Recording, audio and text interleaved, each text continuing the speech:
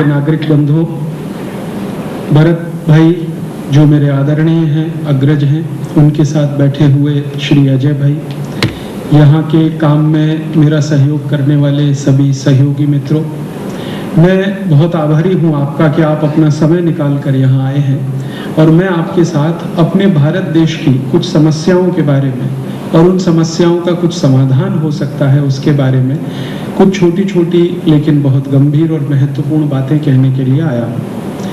पिछले वर्ष भी मैं आया था, आप में से कुछ लोगों ने शायद सुना होगा और कुछ लोगों ने शायद ऑडियो सीडी या कैसेट्स में सुना होगा।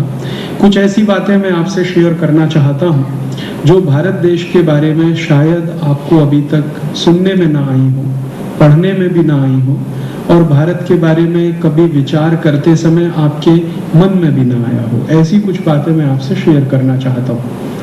मेरी कुछ बातें शेयर करूं उसके पहले एक छोटी सी जानकारी देना चाहता हूं जो मेरे परिचय से जुड़ी हुई है। आप सब जानते हैं कि भारत देश में 1984 में एक बहुत बड़ी दुर्घटना हुई थी भोपाल शहर में, जिसमें लगभग 20,000 से ज़्यादा लोग मरे थे और 1 लाख से ज़्यादा लोग 10 वर्षों में मरे थे।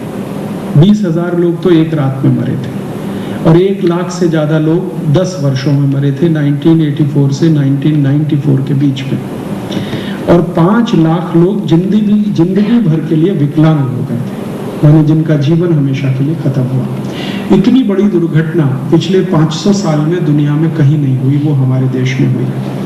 थोड़े दिन पहले अमेरिका में एक दुर्घटना हुई थी जब उनके 2 टावर टूट गए थे, ट्रेड सेंटर, उसमें भी मात्र 3,000 लोग मरे थे। और वो 3,000 लोगों के मरने का दुष्परिणाम क्या हुआ पूरी दुनिया पर, वो आपने अपनी आंखों के सामने देखा। अमेरिका ने सारी दुनिया को सिर पे उठा लिया और 2 देशों को जितना कर सकता था उतना बर्बाद किया उसने। इसी अमेरिका देश की एक कंपनी ने 1984 3 दिसंबर को भारत देश के 20,000 लोगों को मारा था। इसी अमेरिका की एक कंपनी। अमेरिकन नागरिक मर जाएं तो इराक और अफगानिस्तान पे हमला किया जा सकता है। भारत के 20,000 नागरिक अमेरिका की कंपनी ने मार डाले। दुनिया में कभी किसी ने ये सवाल नहीं उठाया कि इसका न्याय क्या होना चाहिए। जो कंपनी इस काम में इन्वॉल्व थी भोपाल गैस कांड में, यूनियन कार्बाइड, उसका chief executive officer Warren Anderson, उसके खिलाफ हमारे सुप्रीम कोर्ट ने आदेश दिया। सुप्रीम कोर्ट के आदेश पर भोपाल की अदालत ने वारंट डिक्लेयर किया, नॉन अवेलेबल वारंट डिक्लेयर किया, लेकिन ये वारंट डिक्लेयर हुआ 1986 में और अभी 2004 तक उसका पालन नहीं किया गया। वॉरेन एंडरसन को अरेस्ट नहीं किया गया। इससे भी ज्यादा दुख और दुर्भाग्य इस भारत देश में ये है कि अभी थोड़े दिन पहले भारत देश के एक धर्मगुरु को गिरफ्तार कर लिया गया एक झूठे बयान के आधार पर, लेकिन सारी दुनिया के सामने जो सिद्ध हुआ भोपाल गैस कांड, उसके लिए जिम्मेदार व्यक्ति को अभी तक गिरफ्तार नहीं किया गया। ना पुलिस ने कोई कार्यवाही की, ना भारत सरकार ने। भारत सरकार अभी तक अमेरिका के साथ निगोशिएट कर रही है और वो निगोशिएशन पता नहीं अगले 50 साल तक चल सकते हैं कि वॉरेन एंडरसन को भारत में भेज दिया जाए, और अमेरिकन गवर्नमेंट कह रही है कि हम उसे भारत में नहीं भेज सकते। मैंने इस पर जानने की कोशिश की कि अमेरिकन गवर्नमेंट को वॉरेन एंडरसन से क्या लेना देना। वॉरेन एंडरसन अमेरिका की एक कंपनी का मालिक कहिए, उससे अमेरिका की सरकार को इतना प्रेम क्यों है जो वो भारत सरकार की बात को बराबर मना कर रही है। बाद में पता चला कि वॉरेन एंडरसन अमेरिका में कोई छोटी मोटी हस्ती नहीं है।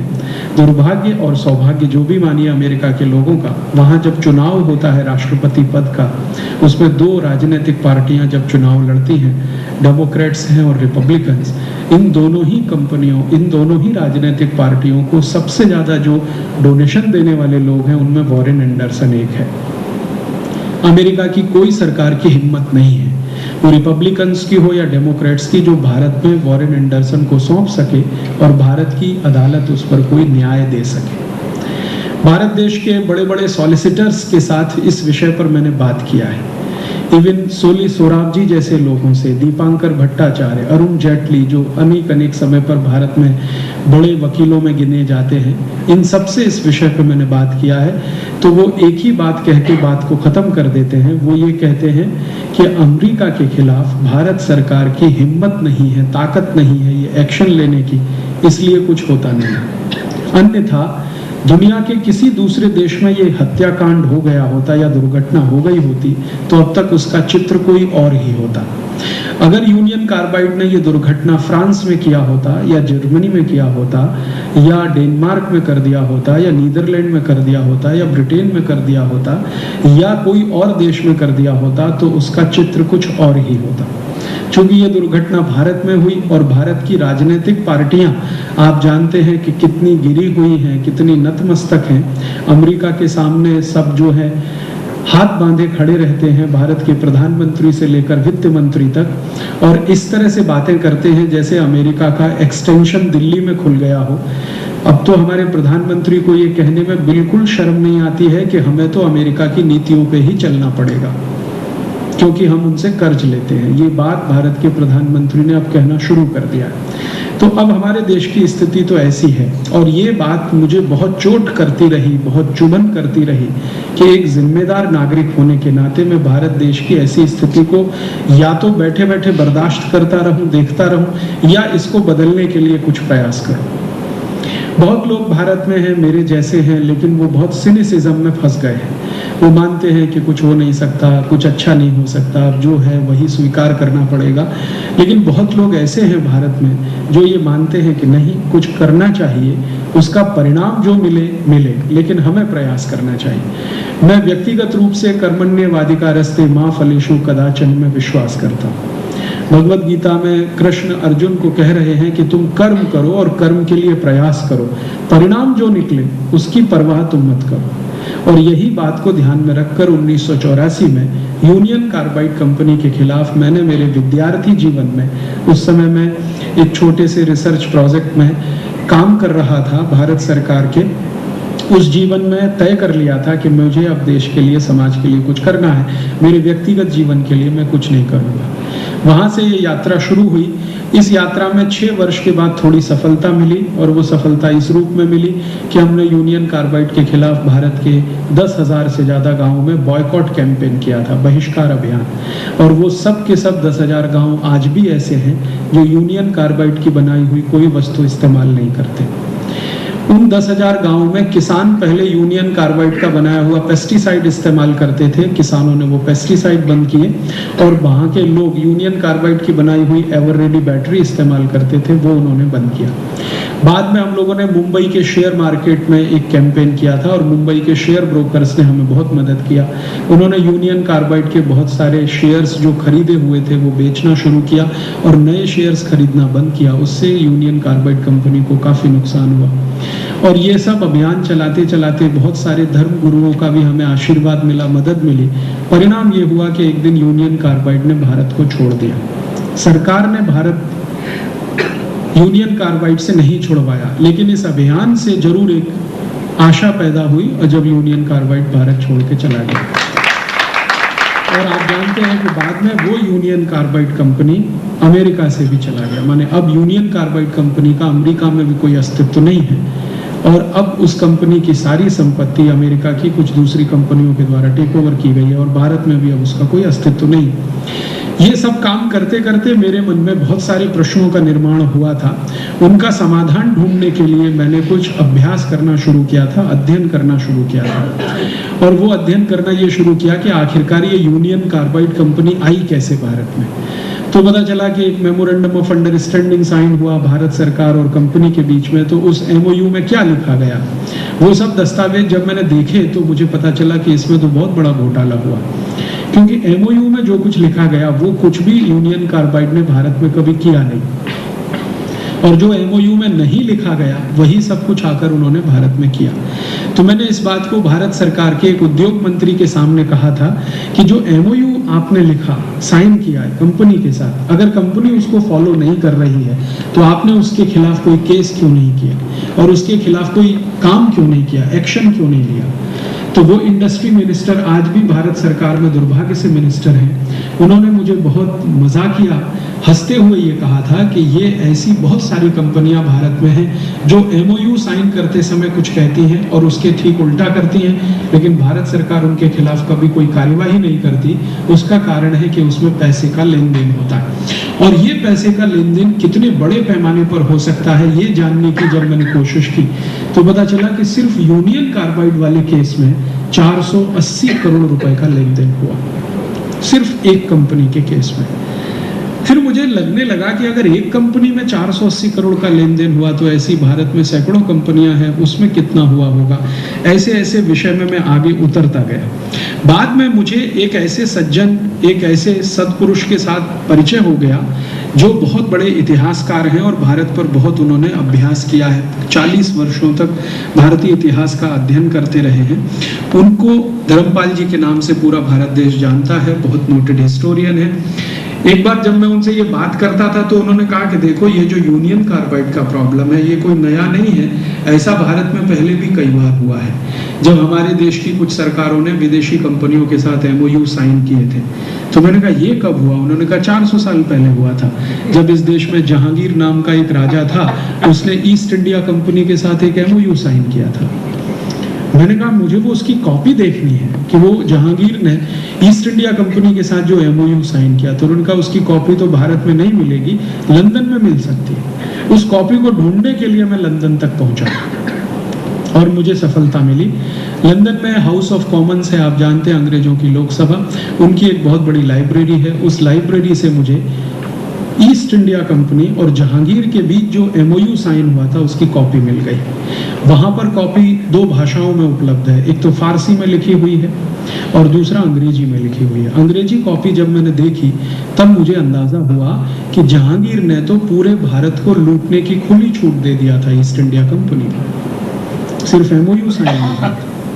ईस्ट इंडिया कंपनी को भारत में फ्री ट्रेड करने की अनुमति दी गई थी, और फ्री ट्रेड का उस समय का जो डेफिनेशन था वो ये कि वो कुछ भी बेच सकते हैं, कितना भी मुनाफा कमा सकते हैं, भारत से लेके जा सकते हैं, जहांगीर को उसमें से कुछ टैक्स के रूप में मिल सकता है। तो जब अंग्रेज यहाँ कुछ भी बेच सकते थे, कितना भी मुनाफा कमा सकते थे, कितना भी यहाँ से लेके जा सकते थे, जब उन्होंने ये सब सिलसिला शुरू किया तो मेरे मन में आया कि उन्होंने कितना मुनाफा कमाया, कितना लेकर गए हिंदुस्तान से, वो पता होना चाहिए। तो फिर और आगे दस्तावेज इकट्ठे करने शुरू किए और करते करते करते करते 12-14 साल की मेहनत के बाद मेरे पास 50,000 दस्तावेज इकट्ठे हुए।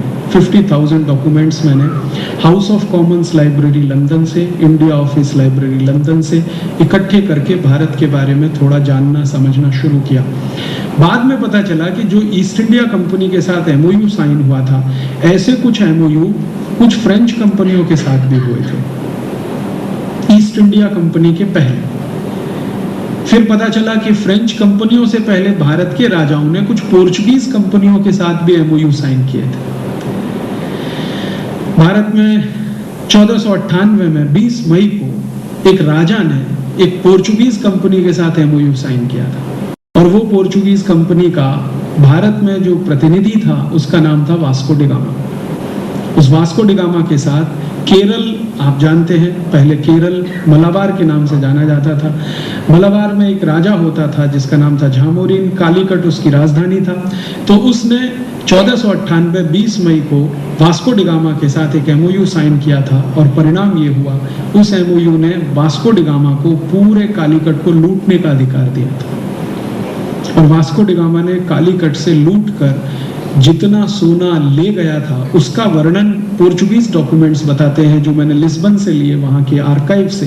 लिस्बन आर्काइव्स में जब मैं गया ढूंढने के लिए कि वास्को डी गामा कितना कुछ लूट के ले गया, तो पहला एमओयू जब साइन हुआ 20 मई 1498 को, उसके बदले में वास्को डी गामा कम से कम 7 जहाज भरकर सोने की अशर्फी यहाँ से ले गया था। एक जहाज में कम से कम 6 से 7 मीट्रिक टन सोना आता था।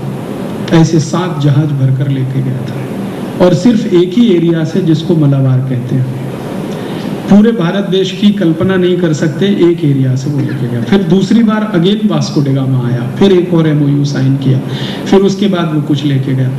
तो मुझे ये समझ में आने लगा कि ये भारत में बड़ी पुरानी बीमारी है विदेशी कंपनियों से MOU साइन करने की, और ये बीमारी इतनी खतरनाक है कि बाहर वालों को बुलाकर अपने को लुटवाने की, कि आओ और आप हमको लूट के ले जाओ, हम आपका स्वागत करेंगे, आपको अतिथि बनाकर अपने महल में ठहराएंगे, खीर पूड़ी खिलाएंगे और आपको लूटने का लाइसेंस भी देंगे कि आप इस देश को लूट के ले जाओ। तो ये बीमारी जब इतनी ज़्यादा पुरानी है तो मैंने सोचना शुरू किया कि इसके गहरे कुछ निहितार्थ होने चाहिए, और उस दिशा में बढ़ते बढ़ते कुछ समझ में आने लगा, और वो समझ में आते आते आज इस निष्कर्ष पे मैं पहुंचा कि ये बीमारी जो भारत में 14वीं शताब्दी में आई थी, वो बीमारी अब 21वीं शताब्दी में और ज़्यादा तीव्रता से आ गई है।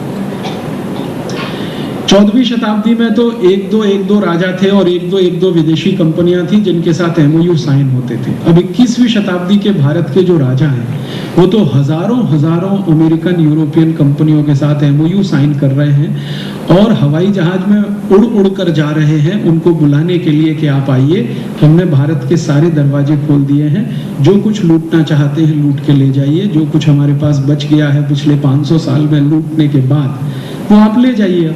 500 साल तो हमने लूटने के लिए दरवाजे खोले ही थे, अब आने वाले 100-150 साल में भी जो बचा है वो भी आप लेके चले जाइए। तो ये एक बीमारी हमारे देश में जो 14वीं-15वीं शताब्दी में आई, वो बीमारी अब बहुत गहरी हो गई है। पहले ये इंडिविजुअल लेवल पे थी, अब इंस्टीट्यूशनल हो गई है ये बीमारी। पहले भारत में आप जानते हैं आज़ादी के पहले 565 रियासतें थी, तो 565 राजा थे, तो एक दो राजा एक दो विदेशियों को बुलाता था। अब भारत में क्या है कि सभी राज्य मिलकर एक यूनियन हो गया है, और राजा पूरा का पूरा एक है, प्राइम मिनिस्टर हो या दूसरा हो, वो सीधे ही बुला लेता है, पूरे भारत में लूटने का अधिकार दे देता है और लाइसेंस दे देता है। और दुर्भाग्य हमारे भारत देश का ये है कि हमारी जो साधारण जनता है, साधारण जो लोग हैं, कॉमन पीपल जो हैं, उनको ये सब कुछ मालूम नहीं है कि हमारे देश में किस तरह से ये सब होता है। और मुझे तो इससे भी ज्यादा दुख इस बात का होता है कि साधारण लोगों को मालूम नहीं है तो एक बार उनको क्षमा किया जा सकता है, लेकिन भारत में ये जो पढ़ा लिखा क्लास है, जिसको एजुकेटेड आप कह सकते हैं, और आप चाहें तो उसको बेस्ट क्वालिटी ब्रेन कह सकते हैं दुनिया का, इसको भी इन सब विषयों में कोई रस नहीं है और कोई बहुत ज़्यादा चिंता नहीं है। जो भरत भाई बार बार कहते हैं ना, जगे हुए को कैसे जगाओगे, ये जो जगा हुआ क्लास है ये यही है। इसमें चार्टर्ड अकाउंटेंट्स हैं, इंजीनियर्स हैं, डॉक्टर हैं, मैनेजर हैं, वो सब जानते हैं कि भारत की बड़े पैमाने पे लूट हो रही है, लेकिन कभी गांव-गांव जाके लोगों को बताएं, समझाएं, बातें करें, इस पे कोई प्रयास ही नहीं करते हैं, और इससे कैसे जूझें और इसमें समस्या का क्या समाधान निकले उसमें भी कोशिश नहीं करते। अभी थोड़े दिन पहले मैं भारत में एक बहुत बड़ी कॉन्फ्रेंस में गया था। भारत के कई डॉक्टर्स लोगों का एक संगठन है, इंडियन मेडिकल एसोसिएशन, उनकी एक कॉन्फ्रेंस में गया था। उसमें भारत देश के कई बड़े माने जाने डॉक्टरों के साथ बात करता था, चर्चा करता था। तो उनके सामने मैंने एक प्रश्न रखा था कि आजकल भारत में एक बीमारी बहुत हो गई है, शायद दुनिया में भी ज्यादा हो गई है, हार्ट अटैक। बहुत ज्यादा हृदय घात हो रहे हैं और कम उम्र में हृदय घात हो रहे हैं। 35-40 साल की उम्र में भी लोगों को हार्ट अटैक हो रहे हैं। उसका समाधान के रूप में भारत में जो होता है वो क्या होता है? एक सबसे पहला स्टेप है हार्ट अटैक के समाधान में, वो है एंजियोप्लास्टी। एंजियोप्लास्टी में एक छोटा सा स्प्रिंग है जो स्टंट के नाम पर डाला जाता है। आपकी जो आर्टरीज हैं, जहाँ पे कुछ थोड़ा बहुत ब्लॉकेज है, तो उन आर्टरीज को थोड़ा एक्सपेंड करने के लिए, उसमें जगह ज़्यादा बनाने के लिए एक स्प्रिंग डालते हैं। वो स्प्रिंग वैसा ही होता है जैसे बॉल पेन में आपने देखा होगा।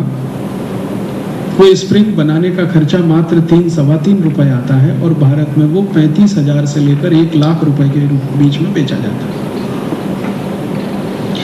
मैंने इस विषय पर बहुत सारे सर्जन्स लोग जो रोज एंजियोप्लास्टी के 4-5 ऑपरेशन करते हैं उनके साथ बात किया कि ये जो स्प्रिंग आप डालते हैं इसकी कॉस्ट ऑफ प्रोडक्शन 3 रुपए, 3.25 रुपए, हाँ बिल्कुल सही है, इतनी ही है। फिर ये 35,000 से लेके 1 लाख रुपए में डाली जाती है। आपको लगता नहीं कि भारत की लूट हो रही है? तो कहते हैं हाँ लगता है लूट हो रही है, तो इस लूट को रोकने के लिए कोई प्रयास नहीं किया जाना चाहिए। तो वो कहते हैं आप करो। मैंने कहा मैं तो सर्जन नहीं, मैं तो डॉक्टर नहीं। आप तो डॉक्टर हैं, आप तो सर्जन हैं। आपको तो सरकार ने एक ऊंची डिग्री देकर आपके ऊपर लाखों रुपए खर्च करके इस जिम्मेदारी के लिए बनाया है। आपका तो पहला कर्तव्य और धर्म है तो उन्होंने कहा कि हाँ बात तो सही है, लेकिन अंत में एक ने धीमे से कहा कि ये जो 35,000 से 1 लाख के बीच में ये बिकता है स्टंट, इसमें कुछ कमीशन हमारा भी है। तो हम चुप बैठे।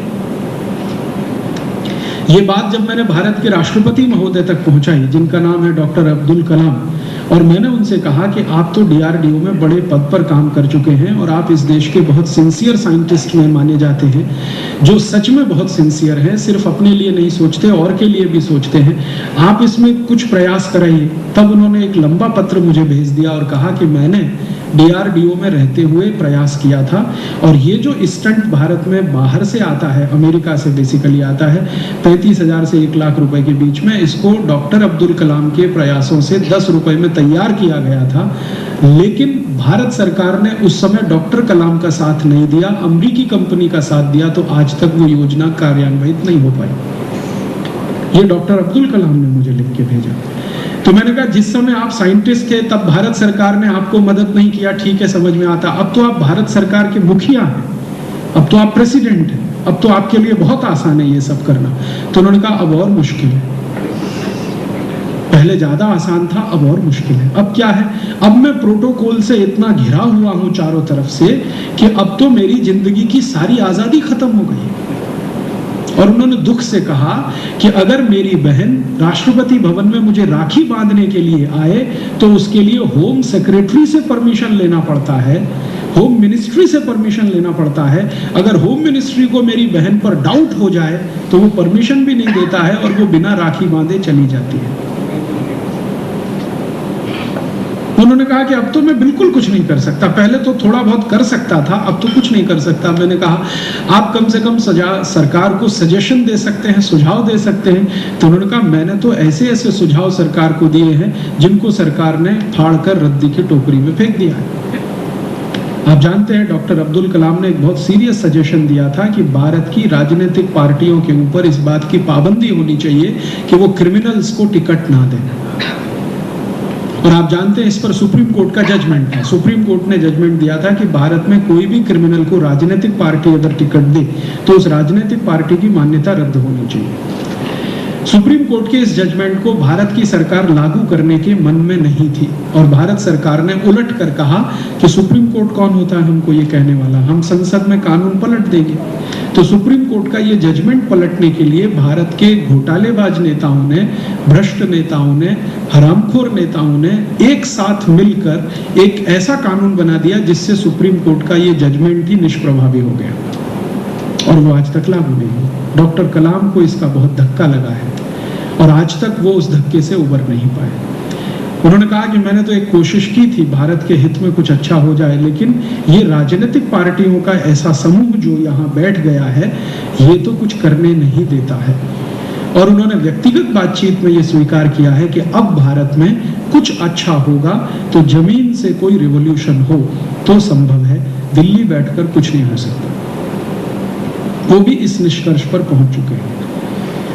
ऐसी गंभीर समस्या में हमारा देश है, या कहें तो बहुत गंभीर बीमारी में हमारा देश फंसा है। इस बीमारी की जड़ें कहाँ हैं वो जानने की कोशिश मैं पिछले कुछ वर्षों से करता रहा और इस बीमारी की जड़ों को जानने की कोशिश में मैंने आपसे कहा कि कुछ डॉक्यूमेंट्स मैंने जो इकट्ठे किए, उन डॉक्यूमेंट्स को मैंने जब देखना शुरू किया तो मेरे मन में पहले प्रश्न ये आता था कि ये बीमारी कितनी पुरानी है।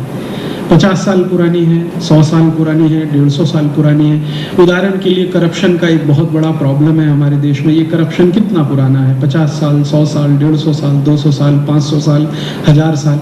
या ब्यूरोक्रेसी का प्रॉब्लम है, ये ब्यूरोक्रेसी का प्रॉब्लम कितना पुराना है, 50 साल, 100 साल, 200 साल।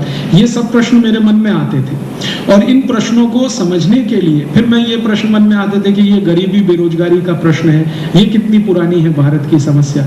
तो इस विषय को ज्यादा माइक्रो लेवल पे जानने की कोशिश में मैं ये दस्तावेज इकट्ठे करता गया, लेकिन जब डॉक्यूमेंट्स मैंने इकट्ठे कर लिए और उनका अभ्यास किया तो पिक्चर बिल्कुल कोई दूसरा निकला। और पिक्चर ये निकला कि ये जो बीमारियां आज हमारे देश में आपको दिखाई देती हैं, इनमें से 90% बीमारियां मात्र 150-200 साल पुरानी है, बहुत अधिक तो 300 साल पुरानी, और कुछ 10% बीमारियां ऐसी हैं जो 500-700 साल पुरानी है। माने 1000 साल पहले के भारत को जब मैं देखता हूं दस्तावेजों में तो वो ऐसा भारत दिखाई देता है जिसमें बीमारियां बहुत ही कम हैं या तो ना के बराबर है। और ये 1000 साल पहले का जो भारत है, इसी को हमारे इतिहास में भारत का स्वर्ण युग के नाम से जाना जाता रहा है, गोल्डन पीरियड जो भारत का है। तो ये जो गोल्डन पीरियड है उसमें बीमारियां बिल्कुल ना के बराबर है, माने गरीबी नहीं है, बेरोजगारी नहीं है, भ्रष्टाचार नहीं है, भाई भतीजावाद नहीं है, ये कास्टिज्म इतना नहीं है, ये सब इतना नहीं है। थोड़े थोड़े प्रॉब्लम है वो राजाओं के हैं और उनको सॉल्व करने के लिए सिस्टम बने हुए हैं।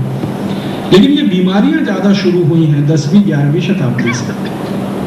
10वीं-11वीं शताब्दी में भारत में विदेशी हमले बहुत शुरू हुए हैं, आप सब जानते हैं, इतिहास में थोड़ा बहुत आपने पढ़ा होगा। 10वीं-11वीं शताब्दी में जब विदेशी हमले शुरू हुए हैं तब भारत में ये थोड़ी थोड़ी बीमारियां आने लगी हैं। और विदेशी हमले में सबसे खराब क्या होता है कि आपकी संपत्ति लूटी जाती है सबसे पहले, तो आप संपत्ति से वंचित होना शुरू होते हैं, समृद्धि आपकी कम होने लगती है। और जब समृद्धि कम होने लगती है तो कुछ आर्थिक समस्याएं वहां से पैदा होने लगती हैं। भारत की लूट करने के लिए जो विदेशी लोग आए हैं, इन लोगों ने किस लेवल पे लूट किया होगा इस देश का, इसका वर्णन अगर आप चाहें तो दस्तावेजों में मैं आपको दिखा सकता हूं। इस व्याख्यान के बाद आप में से किसी को भी रुचि हो तो आप थोड़ी देर के लिए बैठे। मैं इस बार डॉक्यूमेंट्स मेरे साथ सीडी पर लेके आया हूँ। लास्ट टाइम आया था तो सिर्फ बात किया था, इस बार डॉक्यूमेंट्स मेरे साथ लेके आया हूँ। जिनको भी इंटरेस्ट हो वो डॉक्यूमेंट्स यहाँ देख सकते हैं, और ज्यादा इंटरेस्ट हो तो सीडी आपको दे सकता हूँ, आप कॉपी कर सकते हैं, कॉपी करके दूसरों को दे सकते हैं, दूसरों से और दूसरों को दे सकते हैं, क्योंकि ये सब डॉक्यूमेंट्स में मेरा कोई कॉपीराइट नहीं है, सबको कॉपी करने का राइट है।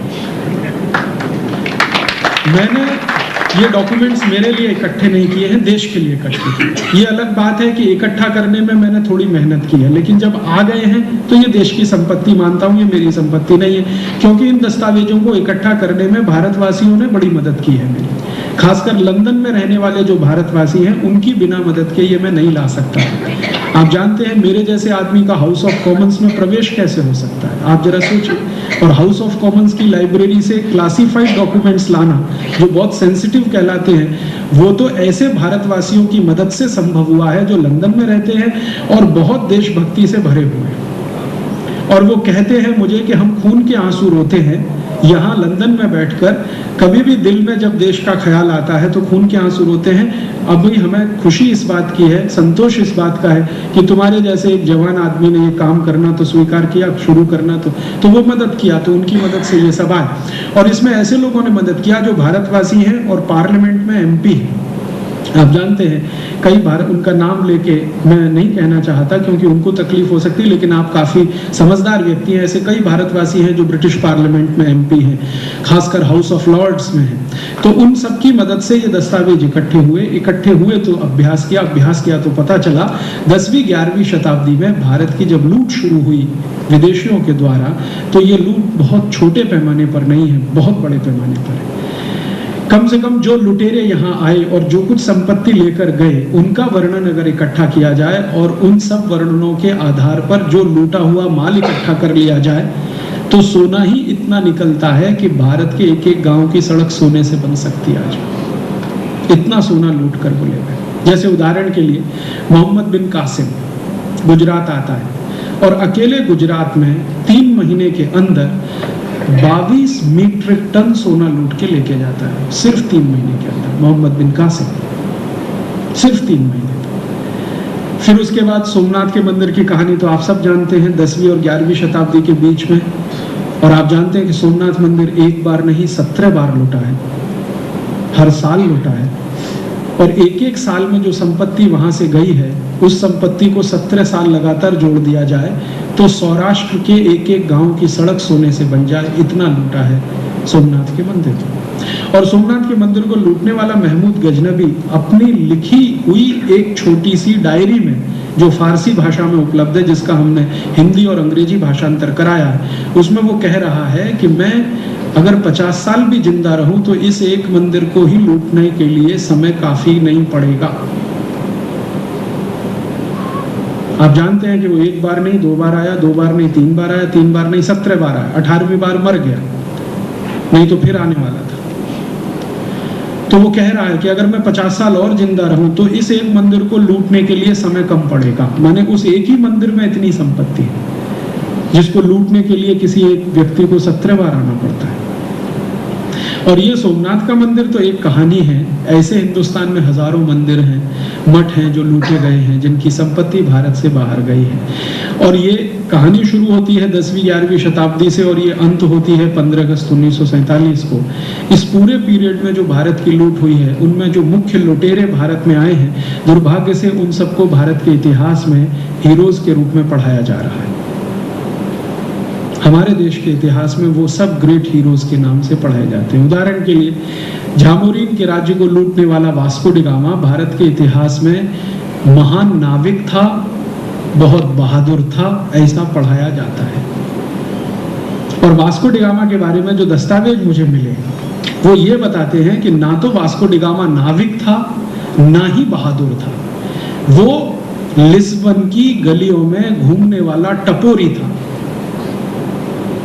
जो उसका लाइफ जिन्होंने लिखा है, पुर्तगाली इतिहासकारों ने वास्को डी गामा के बारे में जो कुछ लिखा है वो लिखा हुआ दुनिया में उपलब्ध है। वास्को डी गामा पे 2 किताबें लिखी गई हैं पोर्चुगीज में, जिनका इंग्लिश ट्रांसलेशन भी आ चुका है। वो दस्तावेज बताते हैं कि वो टपोरी था। टपोरी एक शब्द है मराठी का, बंबई में बहुत इस्तेमाल किया जाता है। टपोरी का माने आवारा लड़का, जिसको कोई काम नहीं है, कोई धाम नहीं है, बस इधर घूमना उधर घूमना, कभी इधर कभी उधर, बिना किसी काम के घूमने वाला। और कभी भी किसी का छोटा मोटा जेब काट लिया, पर्स निकाल लिया, किसी से कुछ छीन लिया, ये टपोरी। वो टपोरी व्यक्ति था जिसको पोर्चुगीज गवर्नमेंट ने भारत जाने के लिए एक चिट्ठी दे दिया कि ये तुम्हारा अधिकार पत्र है, तुम जाओ और भारत के हिस्से को लूट के ले आओ। जो कुछ लाओगे उसमें से इतना % हमें दे देना, इतना % चर्च को दे देना, बाकी बचा हुआ अपने लोगों में बांट लेना। बाकायदा अधिकार पत्र उसको दिया गया। चार्टर जिसको कहा जाता है वो उसको लेके आया है और वो खुद लिख रहा है वास्को डी गामा कि मुझे नाव चलाना नहीं आता। और भारत के इतिहास के विद्यार्थी पढ़ रहे हैं कि वो बहुत महान सेलर था, उसको नाव चलाना नहीं आता। वो कहता है कि मैंने कभी जिंदगी में नाव नहीं चलाई और वो कहता है मुझे बहुत डर लगता है समुद्र यात्रा करने में, क्योंकि कभी भी नाव डूब जाती है। तो नाव कौन चलाता था वास्को डी गामा की? वास्को डी गामा की नाव एक गुजराती भाई चलाता था जो उसने नौकर रखा हुआ था। और वो गुजराती भाई जो था वो कच्छ का था। कच्छ में मांडवी नाम का एक गांव है, उस मांडवी का रहने वाला एक नाविक वास्को डी गामा के यहाँ नौकरी करता था। वो नाव लेके आया था क्योंकि है कान्होजी भरत भाई को उनका नाम मालूम है, मैं भूल गया। मांडवी का रहने वाला एक कच्छी नागरिक वास्को डी गामा की नाव लेके भारत आया था। क्यों? प्रश्न उठता है क्यों? इसलिए कि गुजराती लोग सबसे ज्यादा व्यापार करने के लिए परदेश जाते थे। भारत देश में सबसे ज्यादा विदेश व्यापार करने वाला अगर कोई एक राज्य माना जाए तो वो गुजरात है। दूसरा विदेश व्यापार करने वाला अगर कोई सेकंड कैटेगरी का राज्य है तो वो राजस्थान रहा है। ये राजस्थानी और गुजराती समाज के लोग सबसे ज्यादा विदेश व्यापार में थे और आज से नहीं 1000 साल, 1500 साल से, 2000 साल से भारत का विदेश व्यापार बहुत पुराना है। कुछ देशों ने आज एक्सपोर्ट करना शुरू किया, हम बहुत साल से एक्सपोर्ट करते रहे। और गुजरात एरिया से सबसे ज्यादा व्यापारी विदेश जाते थे व्यापार करने के लिए। वो अपने साथ जो नाविकों को लेके जाते थे उनमें से एक नाविक था वो। और वो नाविक गलती से एक बार पुर्तगाल पहुंच गया तो उसको पकड़ के बंद किया था सरकार ने, उसको वास्को डी गामा के साथ भेज दिया था और वो उसकी नाव लेके आया था। उसको सारे रास्ते मालूम थे भारत आने के, वास्को डी गामा को कुछ नहीं मालूम था, कभी उसने समुद्र यात्रा नहीं की थी। तो ये नाविक था भारत का, वो लेके आया था वास्को डी गामा को। और वास्को डी गामा अपने मेमोइर्स में लिख रहा है, अपनी डायरी में, कि मैं जो जहाज लेके भारत में आया तो मैं मानता था कि मेरे पास सबसे बड़ा जहाज है पुर्तगाल का, क्योंकि वो पुर्तगाल सरकार का जहाज था। लेकिन उसने कहा कि जब मैं भारत आ गया तो मैंने देखा मुझसे भी 20-20 गुने बड़े जहाज भारत में पहले से हैं। और वो कह रहा है कि जहाज बनाने में भारत के नागरिकों का, माने भारत के जो टेक्नोलॉजी के एक्सपर्ट्स हैं नेविगेशन के, उनका कोई सानी नहीं है। इस क्वालिटी के जहाज वो बनाते हैं कि हम कल्पना नहीं कर सकते। उसके जहाज से 20 गुने बड़े जहाज भारत में थे। वो लिख रहा है अपनी डायरी और कह रहा है कि उनका स्टील बहुत अच्छी क्वालिटी का है, उनकी लकड़ी बहुत अच्छी क्वालिटी की है। और वो कहता है कि जहाज बनाने की इंडस्ट्री भारत की सबसे अच्छी इंडस्ट्रीज में एक है।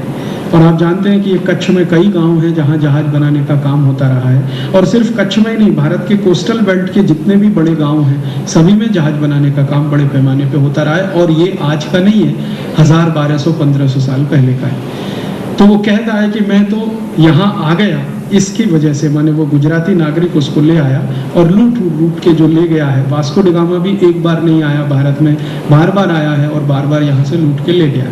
और वास्को डी गामा जैसे बहुत सारे हैं। डुप्ले आया, एक फ्रांसीसी है, वो यहाँ से लूट के ले गया है। डुप्ले जब यहाँ आया है तो उसकी जेब में मुश्किल से 50 फ्रैंक है, फ्रांस की करेंसी फ्रैंक 50 मुश्किल से।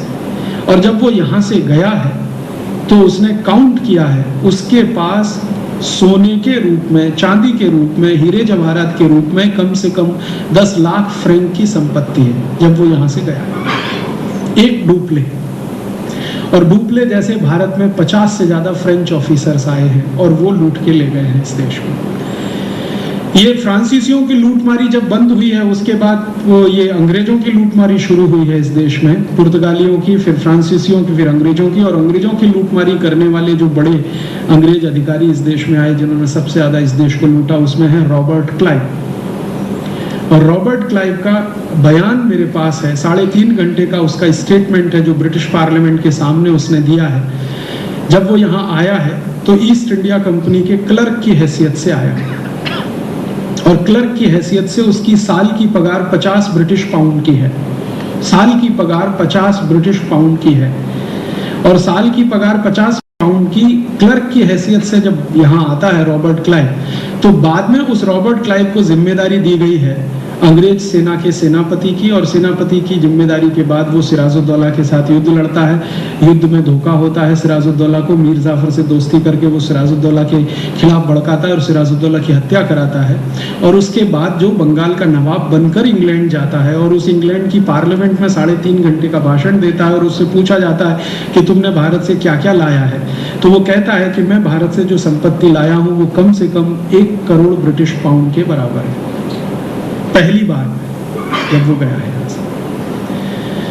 आप शायद जानते हैं कि ये साधारण सा क्लर्क, ईस्ट इंडिया कंपनी का साधारण सा क्लर्क रॉबर्ट क्लाइव जब भारत से वापस गया है पहले ही बार में, तो उसने इतनी संपत्ति बनाई है कि एक पूरा द्वीप खरीद लिया उसने,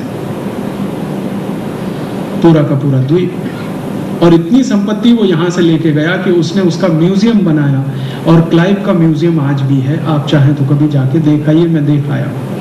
क्लाइव के म्यूजियम में आज भी वो सारे भारत के बेशकीमती हीरे जवाहरात, सोने चांदी के बहुत सारे सामान भरे पड़े हैं जिनको कभी कभी नीलाम किया जाता है। थोड़े दिन पहले एक नीलामी हुई थी, क्लाइव के परिवार के लोगों ने एक कप और एक प्लेट को नीलाम किया था, जो एक कप और एक प्लेट सोने का 47,000 ब्रिटिश पाउंड में नीलाम हुआ अभी थोड़े दिन पहले। और उसी क्लाइव के खजाने में से हमारे देश के एक व्यक्ति विजय माल्या ने एक तलवार लाई, वो रॉबर्ट क्लाइव तो नहीं। जब टीपू सुल्तान के खिलाफ अंग्रेजों ने युद्ध लड़ा तो टीपू सुल्तान की संपत्ति लूट के अंग्रेज ले गए, तो उस संपत्ति में एक तलवार भी थी सोने की। वो तलवार अभी विजय माल्या लेके आए नीलामी में, हजारों पाउंड की। और एक बार एक British museum, Albert hall museum जो लंदन का है, उसके क्यूरेटर को मैंने एक प्रश्न पूछा था कि भाई ये जो म्यूजियम है इंग्लैंड के और पूरे ब्रिटेन के, इन म्यूजियम में जो संपत्ति है उसमें सबसे ज्यादा कहाँ की है? तो उन्होंने कहा भारत की ही है। तो मैंने कहा ये वापस दे दो हमको। तो उन्होंने कहा अगर ये वापस दे देंगे तो भारत सोने की चिड़िया हो सकता है और हम सब सड़क पे आ सकते हैं, इतनी संपत्ति है। और वो संपत्ति के बारे में एक बार भारत की संसद में चर्चा हुई थी, और ये चर्चा भारत के पहले वित्त मंत्री ने की थी, सीडी देशमुख ने। जब पंडित नेहरू इस देश के प्राइम मिनिस्टर थे तो सीडी देशमुख उनके फाइनेंस मिनिस्टर हुआ करते थे। इस पे चर्चा हुई थी और बात यहाँ तक आई थी कि इसको वापस लाने के लिए क्या किया जाए, लेकिन बाद में वो आइडिया ड्रॉप कर दिया गया। कारण क्या था? संसद में रिकॉर्ड्स हैं इस बात के, हमारी संसद में बात ये आई कि अंग्रेज इससे नाराज हो जाएंगे और हमें उन्हें नाराज नहीं करना। तो वो नाराज हो जाएंगे, हम उनसे वापस मांगेंगे संपत्ति, तो नाराज नहीं करना। तो हमने क्या किया, अंग्रेजों से संपत्ति तो अपनी वापस नहीं मांगी, अंग्रेजों से भीख मांगना शुरू कर दिया कटोरा लेके, कर्ज के रूप में। और वो कर्ज बढ़ते बढ़ते बढ़ते बढ़ते आज इतना हो गया है कि भारत की सरकार उस कर्जे का ब्याज भरने के लिए कर्ज ले रही है। अगर वही संपत्ति हम वापस ले आते तो हम भारत को फिर से सोने की चिड़िया बना सकते थे, क्योंकि एक रॉबर्ट क्लाइव का अंदाजा आप लगाइए, 1 करोड़ पाउंड की संपत्ति वो ले जाता है, और रॉबर्ट क्लाइव जैसे भारत में 50,000 अंग्रेज ऑफिसर आए 300 साढ़े 300 साल। एवरेज भी निकाला जाए तो आप कल्पना कर सकते हैं कि कितनी संपत्ति यहाँ से गई है। तो इतनी भयंकर लूट इस देश की हुई है पिछले 500, 700, 1000 वर्षों में। उस लूट ने हमारे समाज में एक बीमारी पैदा कर दिया है।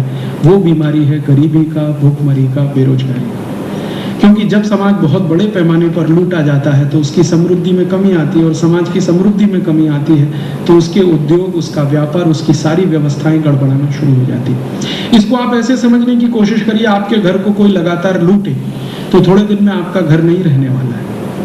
तो इस देश को लगातार लूटा गया तो कुछ रहने वाला नहीं था, तो सब कुछ खत्म हो गया। जो कुछ भी था संपत्ति के नाम पर वो गया।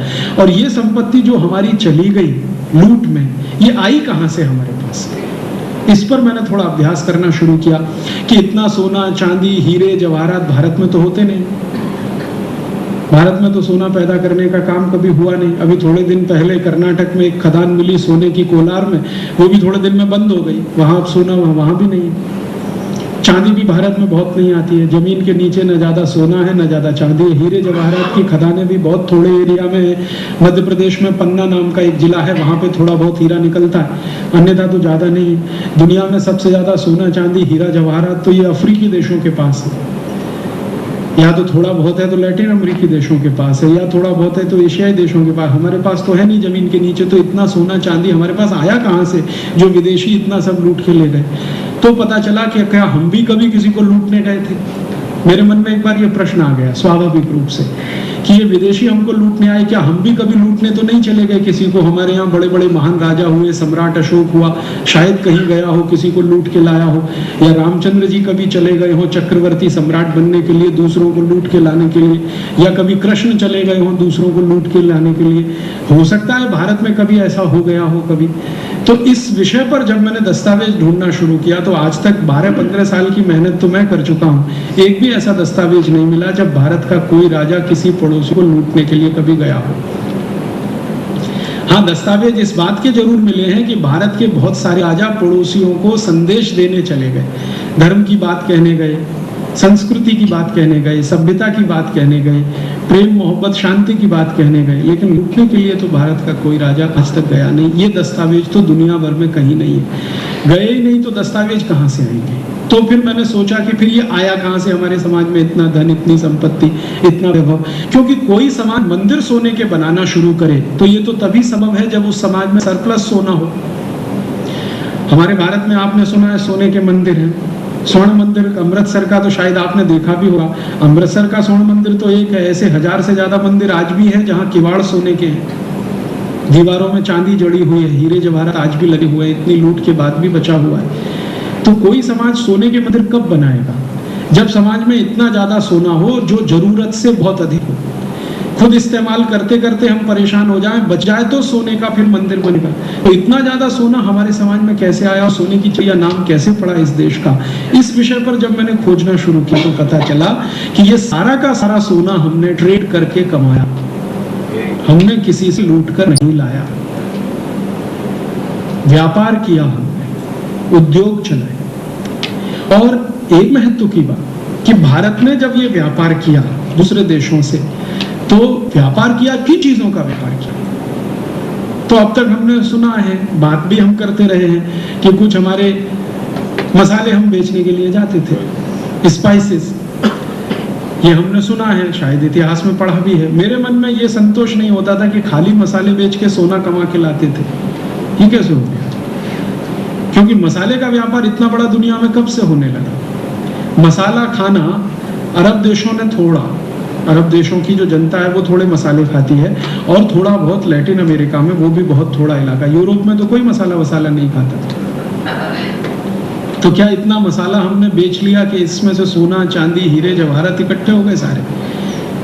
तो पता चला कि हम सिर्फ मसाला ही नहीं बेचते थे, हम बहुत कुछ और दूसरा भी बेचते थे। जब दस्तावेज मैंने इकट्ठे करना शुरू किया तो पता चला मसाला जितना हम बेचते थे उससे कई गुना ज्यादा स्टील बेचते थे दुनिया के देशों को।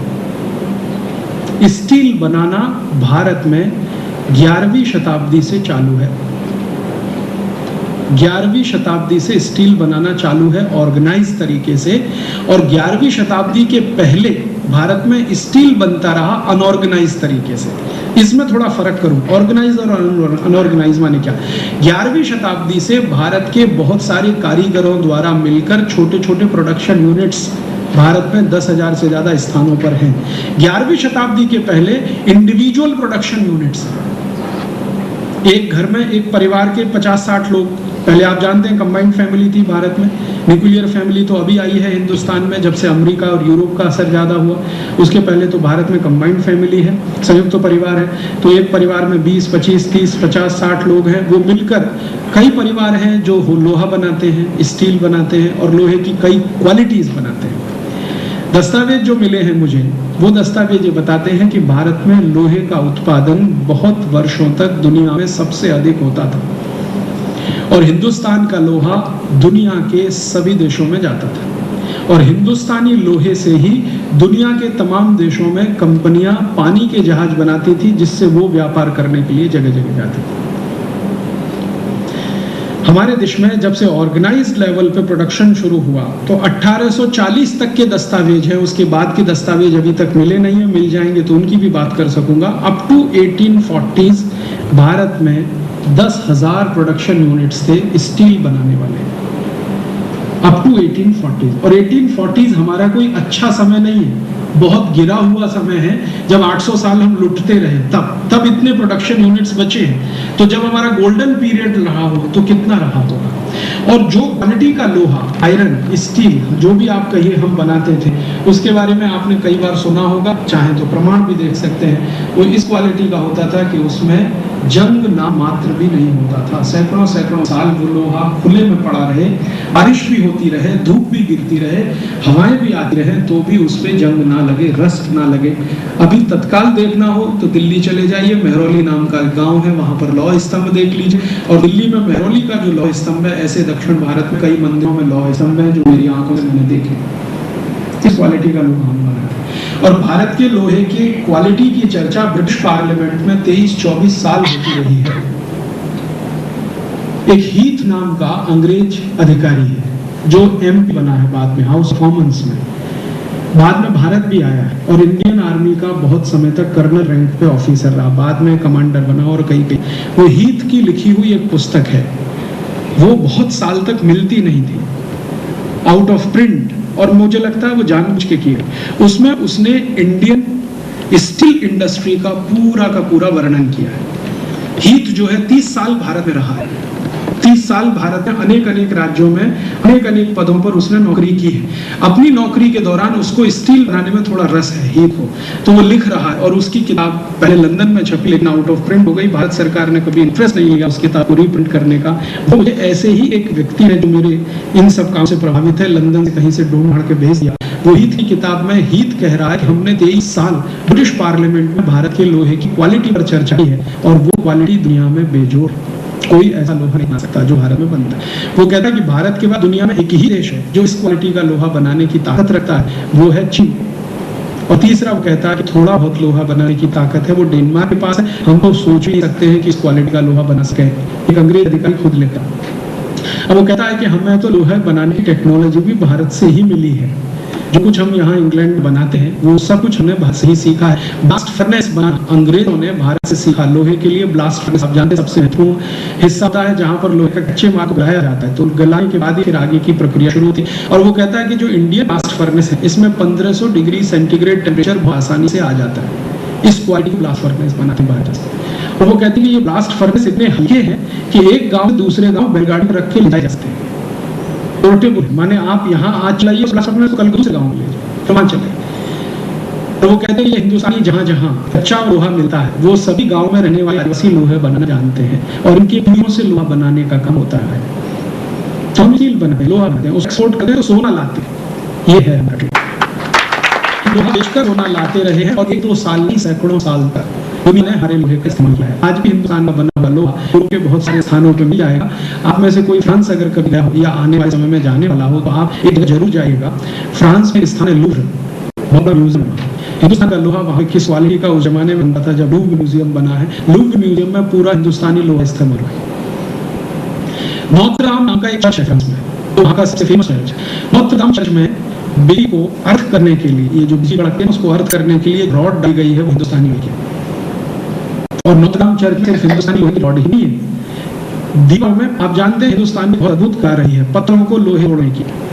हमारे यहाँ जितने भी पुराने आप किले देखे हम पत्थरों के हैं, लेकिन एक पत्थर से पत्थर के बीच में लोहा लगा के उसको कस के बांधने की एक प्रक्रिया टेक्नोलॉजी भारत में विकसित हुई, वो पत्थरों में फिक्स करने का। आप कोणार्क मंदिर में जाइए, आपको दिखाई देगा, शिवाजी के सारे किले देख के आइए, आपको वहां दिखाई देगा। पत्थरों को एक दूसरे से जोड़ने के लिए चूना तो लगता ही था, चूने के साथ लोहे के क्लैंप लगते थे।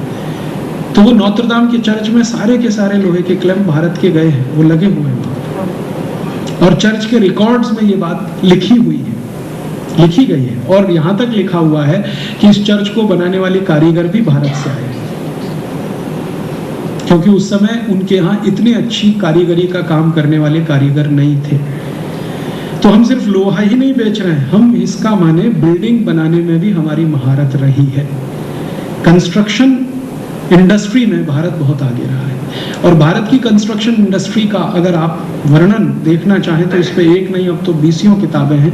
हिंदुस्तान में उस क्वालिटी का कंस्ट्रक्शन होता रहा जो कोई सोचना भी आज संभव नहीं है। आप कभी राजस्थान आइए, राजस्थान के किले देखिए। जयपुर के पास एक आमेर नाम का छोटा सा स्थान है, आमेर का किला आप देखेंगे तो वहां की छत को देखिए, रूफ को देखिए, बहुत लंबी लंबी रूफ बिना किसी सपोर्ट के खड़ी हुई है, ना कोई बीम है ना कोई पिलर है, अभी भी जीवित है। और ये आमेर रूफ दुनिया में इतनी पॉपुलर हुई है कि सभी जितने बड़े आर्किटेक्ट के इंस्टीट्यूट है पूरी दुनिया में, वो सब आमेर रूफ पढ़ाते हैं अपने विद्यार्थियों, भारत को छोड़कर, भारत को छोड़कर। मैंने फ्रांस में देखा, जर्मनी में देखा, डेनमार्क में देखा, नीदरलैंड में देखा, उनके जो आर्किटेक्ट के बड़े इंस्टीट्यूट्स हैं वो आमेर रूफ पढ़ाते हैं अपने स्टूडेंट्स को। भारत की यूनिकनेस है, भारत में नहीं है, उस पर चर्चा भी नहीं होती, बात भी नहीं। हमारे यहाँ बस इतना ही है कि आमेर का किला देखने जाइए तो वो जो गाइड है ना, वो एक वाक्य में आधे मिनट में आपको ये कह देगा कि ऐसे है। उसके आगे कुछ बात करो तो उसको भी नहीं मालूम कि भाई ये कैसे अजूबा है। आप कल्पना कर सकते हैं 100 मीटर लंबा और 100 मीटर चौड़ा एक हॉल है, और उसमें न कहीं कोई पिलर है और न कोई बीम है, कोई सपोर्ट नहीं, कैसे बना है। और आज का नहीं है, 800 साल पुराना है, 900 साल पुराना, 1000 साल पुराना। दुनिया में आज कोई कल्पना कर सकता है 100 मीटर लंबा 100 मीटर चौड़ा हॉल बिना किसी पिलर के और बिना किसी बीम के बना के दिखा देखो। मैंने तो बहुत सारे दुनिया भर के एक्सपर्ट्स को पूछा है तो वो कहते हैं ये तो कुछ अजूबा है। और ये अजूबा भारत में करने वाले एक दो नहीं हजारों लोग रहे, अलग अलग समय पर, अलग अलग इलाकों में। आमेर रूफ एक तरह की यूनिक हमारी वो रही है, टेक्निक रही है जो दुनिया भर में हमने दी और बहुत सारे देशों ने उसकी नकल करके सीखा। इंग्लैंड में जिसको आर्किटेक्ट का जन्मदाता माना जाता है, उसकी लिखी हुई किताब अभी मैं पढ़ रहा था थोड़े दिन पहले, लिटनर करके एक बड़ा इंजीनियर है, कंस्ट्रक्शन का एक्सपर्ट है। वो कहता है कि हमने तो कंस्ट्रक्शन सीखा है भारत से, ये अलग बात है कि जिनसे हमने सीखा उन्हीं को हमने मार डाला। वो अपनी ही किताब में लिख रहा है, हमने सीखा है भारत से, लेकिन ये अलग बात है कि हमने जिनसे सीखा उन्हीं को मार डाला।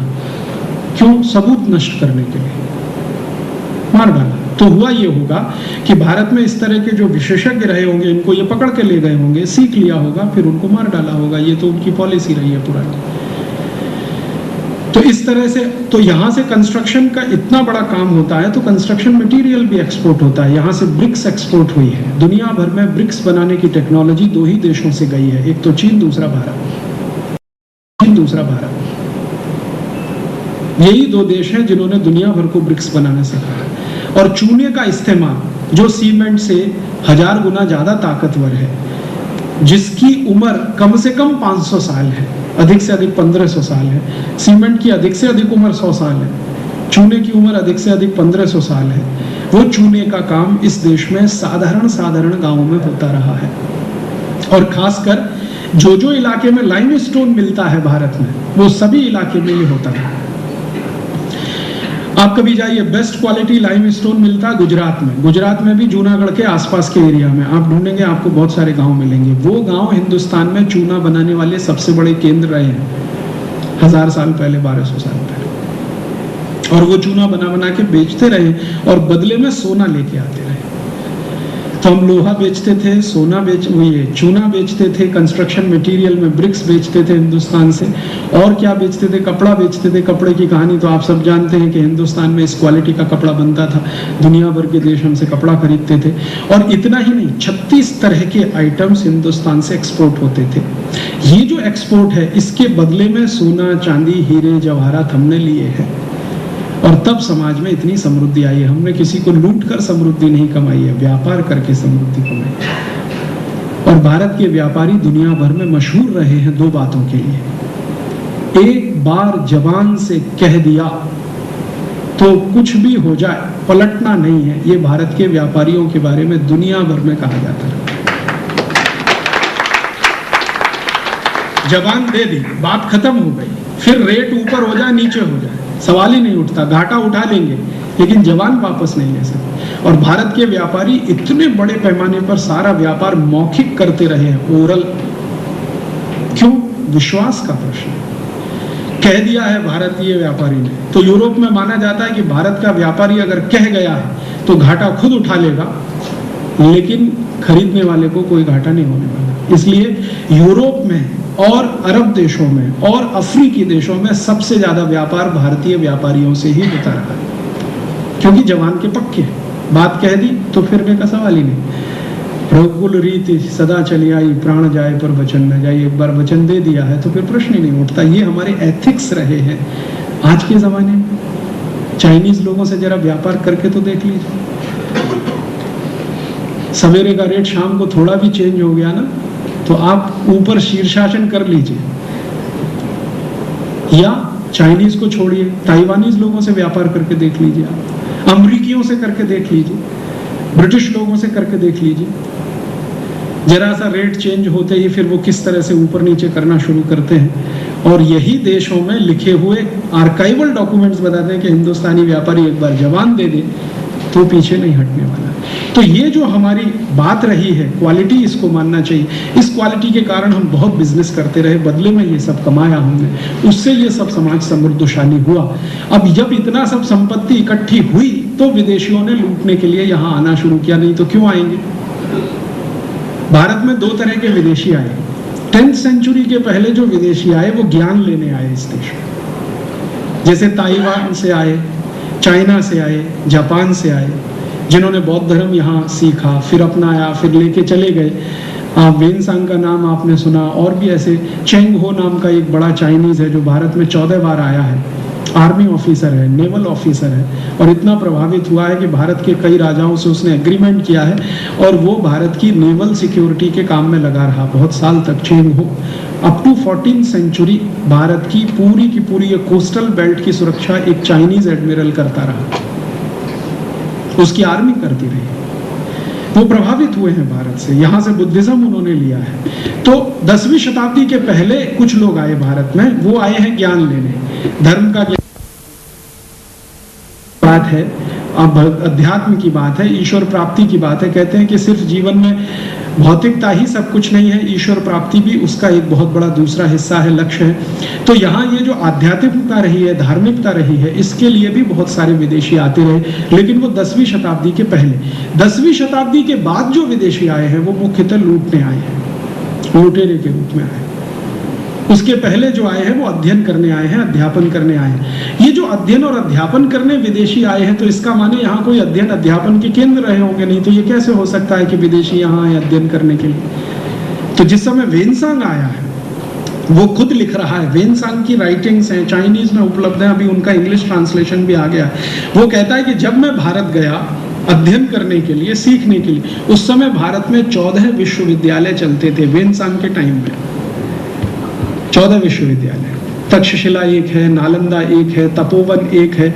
वो टाइम में आपको मालूम है गुजरात में एक विश्वविद्यालय था, नडियाद में, जब वेनसांग भारत आया था। नडियाद में एक यूनिवर्सिटी है, तक्षशिला में है, नालंदा में है, कुशीनगर में है, पटना के पास एक जगह है आरा, वहां पर है। ऐसे 14 स्थान का वर्णन वो कर रहा है और वो कह रहा है किसी भी यूनिवर्सिटी में 10,000 से कम विद्यार्थी नहीं।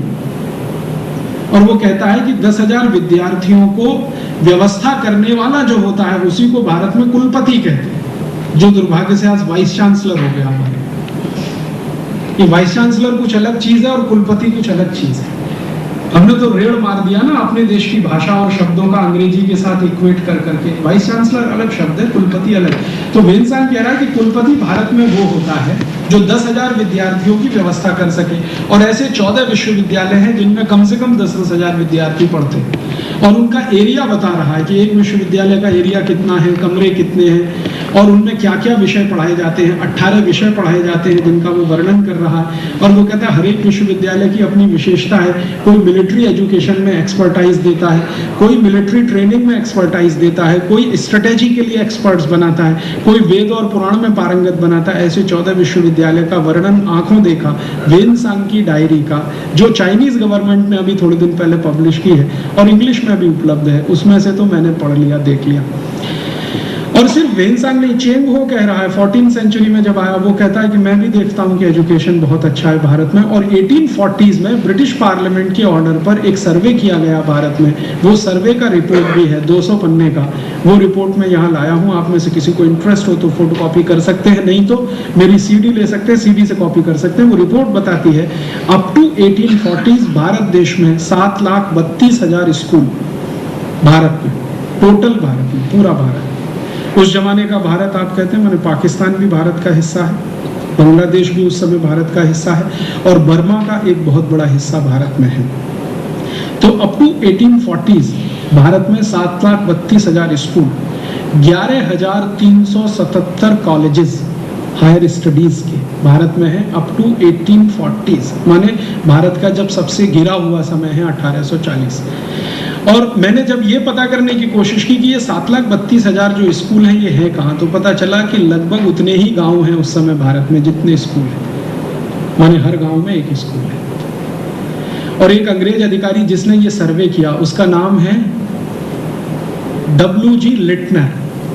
वो लिख रहा है कि 96% लिटरेसी रेट है भारत में अप टू 1840s। और वो कह रहा है कि हाईएस्ट लिटरेसी रेट भारत में साउथ में है, दक्षिण जिसको हम कहते हैं। पहले वो मद्रास प्रेसिडेंसी था, आज उसके 4 हिस्से हैं, कर्नाटक, तमिलनाडु, आंध्रा और केरल। पहले ये मद्रास प्रेसिडेंसी, तो अगर मद्रास प्रेसिडेंसी में तो लगभग 100% लिटरेसी रेट है। और डिस्ट्रिक्ट वाइज उसने किया, बाय माइक्रो सर्वे है, बहुत माइक्रो लेवल। और सर्वे में उसने बताया कि कितने विद्यार्थी हैं, लड़के कितने हैं, लड़कियां कितनी हैं। और आप सुनकर आश्चर्य करेंगे कि लड़के और लड़कियों का परसेंटेज लगभग बराबर है अप टू 1840s। 54% लड़के हैं और 46% लड़कियां हैं स्कूलों में। हायर लर्निंग स्टडीज के जो सेंटर हैं 11,000 से ज़्यादा, वो कह रहे हैं कि इसमें भी परसेंटेज लगभग बराबर है, माने शिक्षा ये है। और वो कह रहा है कि ये शिक्षा किसकी दे रहे हैं, तो वो कह रहा है कि ये शिक्षा जो है ऐसी शास्त्रों की है जो जीवन के काम आते हैं। जैसे मैथमेटिक्स पढ़ा रहे हैं हम अप टू 1840s, फिजिक्स पढ़ाते हैं हम, एस्ट्रोफिजिक्स पढ़ाते हैं 1840s में इस देश में, जो आज कोई कल्पना नहीं करता। स्कूल में तो कोई कल्पना नहीं करता कि उसको एस्ट्रोफिजिक्स पढ़ाया जा सकता है, यहाँ पढ़ाया जाता है इस देश में। कंस्ट्रक्शन के लिए काम, इंजीनियरिंग पढ़ाया जाता है। और वो लिटनर कह रहा है कि भारत के इन स्कूलों में जो पढ़ने वाले विद्यार्थी हैं वो पढ़ने के बाद करते भी हैं उसको जो पढ़ाया गया, उसको सीखते हैं और फिर करते हैं। वो एक उदाहरण दे रहा है कि भारत में 1840s के आसपास और उसके पहले जितने भी डैम्स बने हैं वो भारत के गुरुकुल के विद्यार्थियों ने बनाए। आपको कल्पना हो सकती है कि दुनिया का सबसे पहला डैम भारत में बना 12th सेंचुरी में, 1230 में। दुनिया का सबसे पहला डैम भारत में बना 1230 में। और ये डैम बना है तंजावुर में, कावेरी नदी पर। आप आज जाइए, वो खड़ा है अभी भी, डैम खत्म नहीं हुआ है। उस डैम की विशेषता क्या है, आप में से कोई भी अगर तमिलनाडु के होंगे तो मेरी बात बहुत अच्छे से समझ आएंगे, नहीं है तो कभी एक बार देख आइए। नेहरू जी ने भाखड़ा नागल बांध को भारत का मंदिर कहा था।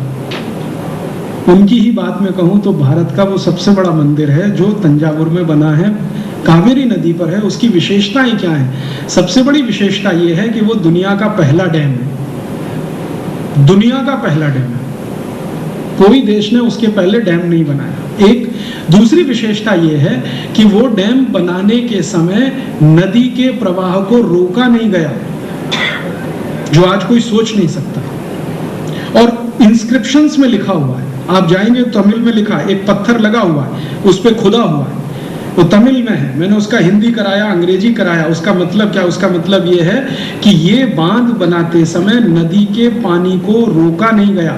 आजकल क्या होता है, डैम बनाने के लिए आप कुछ भी शुरू करते हैं, इधर पानी रोकते हैं, इधर पानी रोकते हैं, बिना पानी रोके डैम बनाया। और वो ये कहते हैं कि चूंकि बहते हुए पानी पर हमने ये डैम बनाया, इसलिए इसका शेप दुनिया में यूनिक है, माने उसके शेप का दूसरा कोई डैम दुनिया में नहीं है। शेप क्या है? वो जिगजैग शेप का डैम, जेड होता है ना, जेड, इस शेप में वो डैम बना हुआ है कावेरी नदी पर, तंजावुर। अभी भी जिंदा है, मरा नहीं है, खत्म नहीं हुआ है। अच्छा, मैंने बहुत सोचना शुरू किया कि इन लोगों ने ये जेड क्यों बनाया। ये एक सीधी सीधी स्ट्रेट लाइन में, जैसे आज हमारे यहाँ परंपरा है, भाखड़ा नागल डैम को देखो या हीराकुड को देखो, एक सीधे स्ट्रेट लाइन में दीवार खड़ा कर दी पानी रोकने के लिए। इन्होंने सीधी दीवार क्यों नहीं खड़ी की, जिगजैग शेप में क्यों की?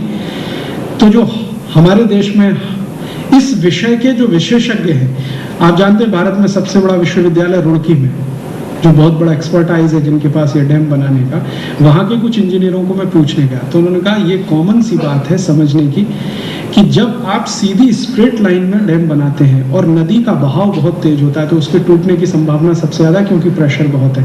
लेकिन जब आप इसको जेड शेप में बनाते हैं तो प्रेशर डिस्ट्रीब्यूट हो जाता है हर दीवार पे, तो टूटने की संभावना ना के बराबर है।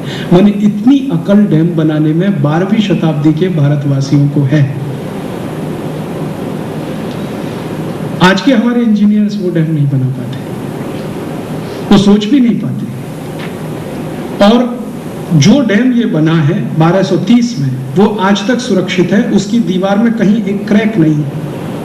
और उसमें दो ही चीजें इस्तेमाल की गई हैं, चूना और ब्रिक्स, पतली वाली ईंट लगी है उसमें, पत्थर भी नहीं है, पतली ईंट है और चूना, उसी से जोड़ के बना है, बिना पानी को रोके हुए, जेड शेप में है ताकि प्रेशर डिस्ट्रीब्यूट हो जाए। माने बहुत ऊंची टेक्नोलॉजी इस क्षेत्र में हमारे पास रही है।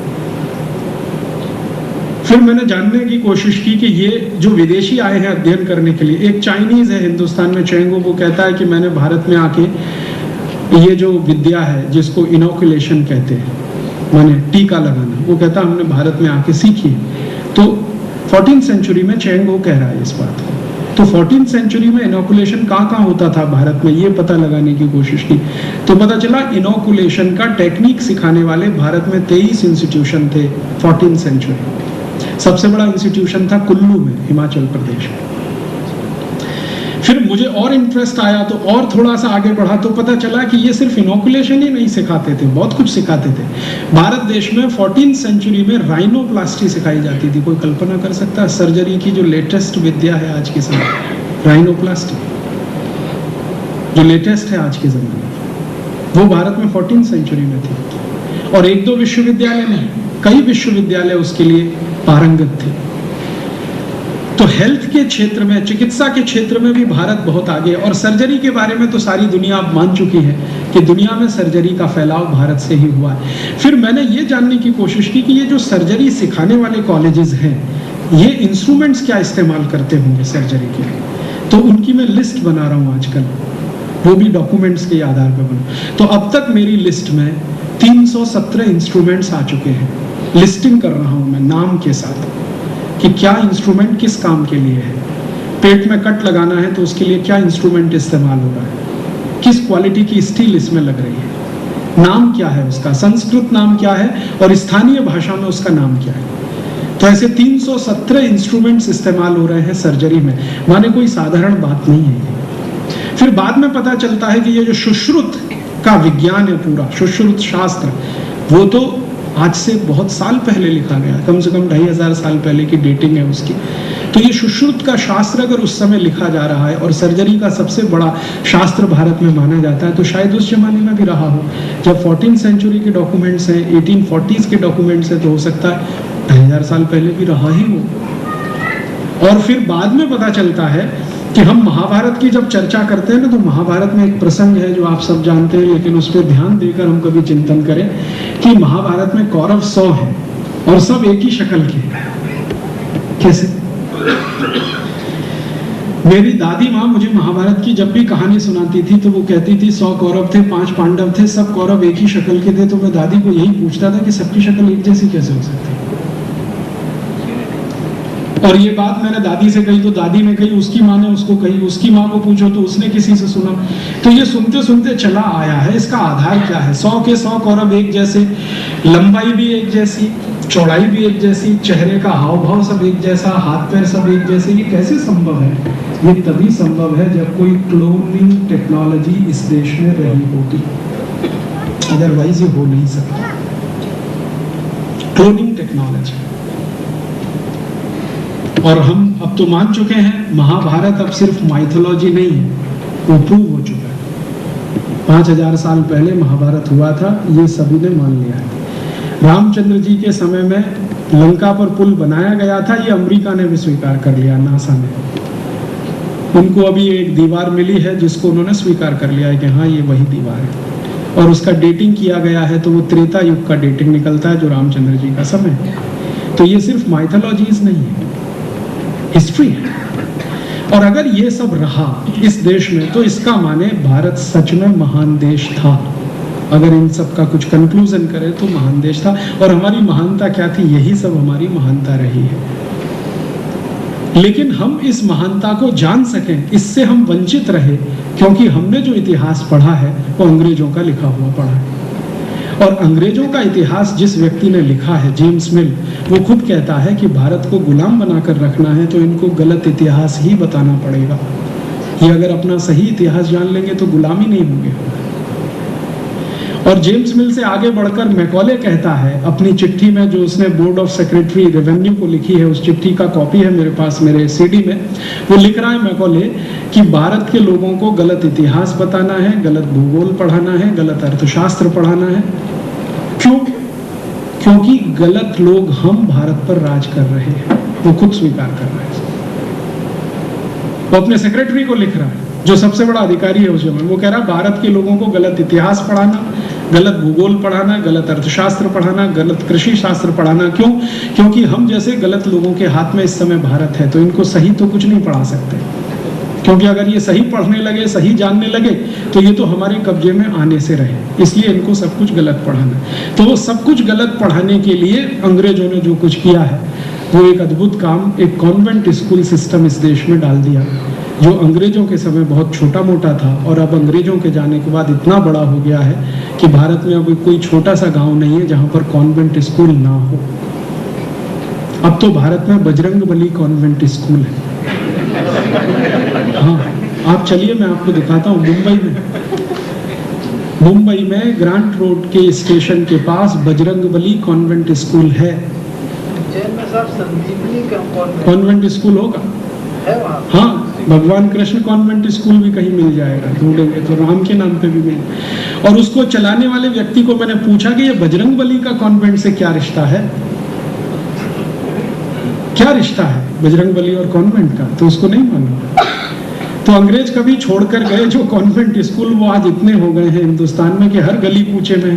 और उन कॉन्वेंट स्कूलों में जो कुछ पढ़ाया जा रहा है वो वही है जो मैकॉले लिखकर छोड़ गया।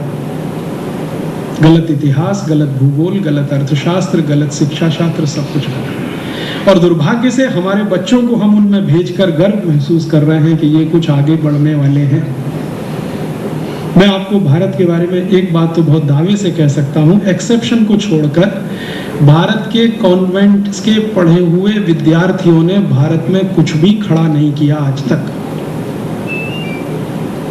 और जो विद्यार्थी भारत में कभी कॉन्वेंट में पढ़ने नहीं गए, साधारण म्युनिसिपल कॉरपोरेशन के स्कूलों में पढ़े या कभी स्कूल ही नहीं गए, उन्होंने 60-60 हजार करोड़ के एम्पायर खड़े किए हैं भारत में।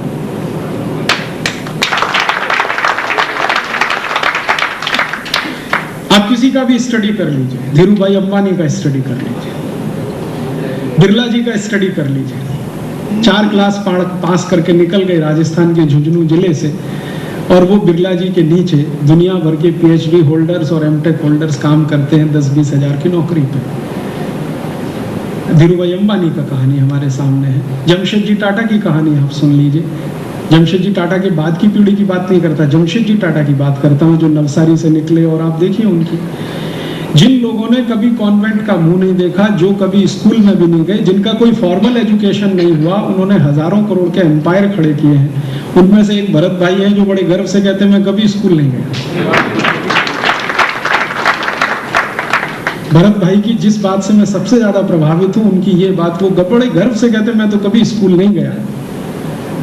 और आप भरत भाई की क्वालिटीज जानते हैं, वो किसी भी मल्टीनेशनल कंपनी के चीफ एग्जीक्यूटिव ऑफिसर से कम नहीं। फंक्शनल नॉलेज उनको इतना है कि वो किसी भी अच्छी इंडस्ट्री को रन कर रहे हैं और उससे भी बड़ी इंडस्ट्री को रन करने की कैपेसिटी है, और ऐसे बहुत लोग मिल जाएंगे आपको भारत में। अर्थात मैं कहना ये चाहता हूँ कि अंग्रेजों के दिए गए कॉन्वेंट स्कूलों में से जो निकले हुए लोग हैं, उन्होंने कभी देश में ऐसा कुछ करके नहीं दिखाया जो गर्व करने लायक हो कि देखो हमने ये कर दिया। ना तो बेसिक रिसर्च में कुछ किया आज तक, ना कोई बेसिक रिसर्च में किया, नहीं तो आईसीएस जैसी नौकरी में जाकर कोई ऐसा काम किया जो गर्व करने लायक हो। जो आईसीएस ऑफिसर ने भारत में कुछ गर्व करने लायक काम किए भी हैं, वो सब म्युनिसिपल कॉर्पोरेशन के स्कूलों में से पढ़कर गए हुए आईसीएस ऑफिसर।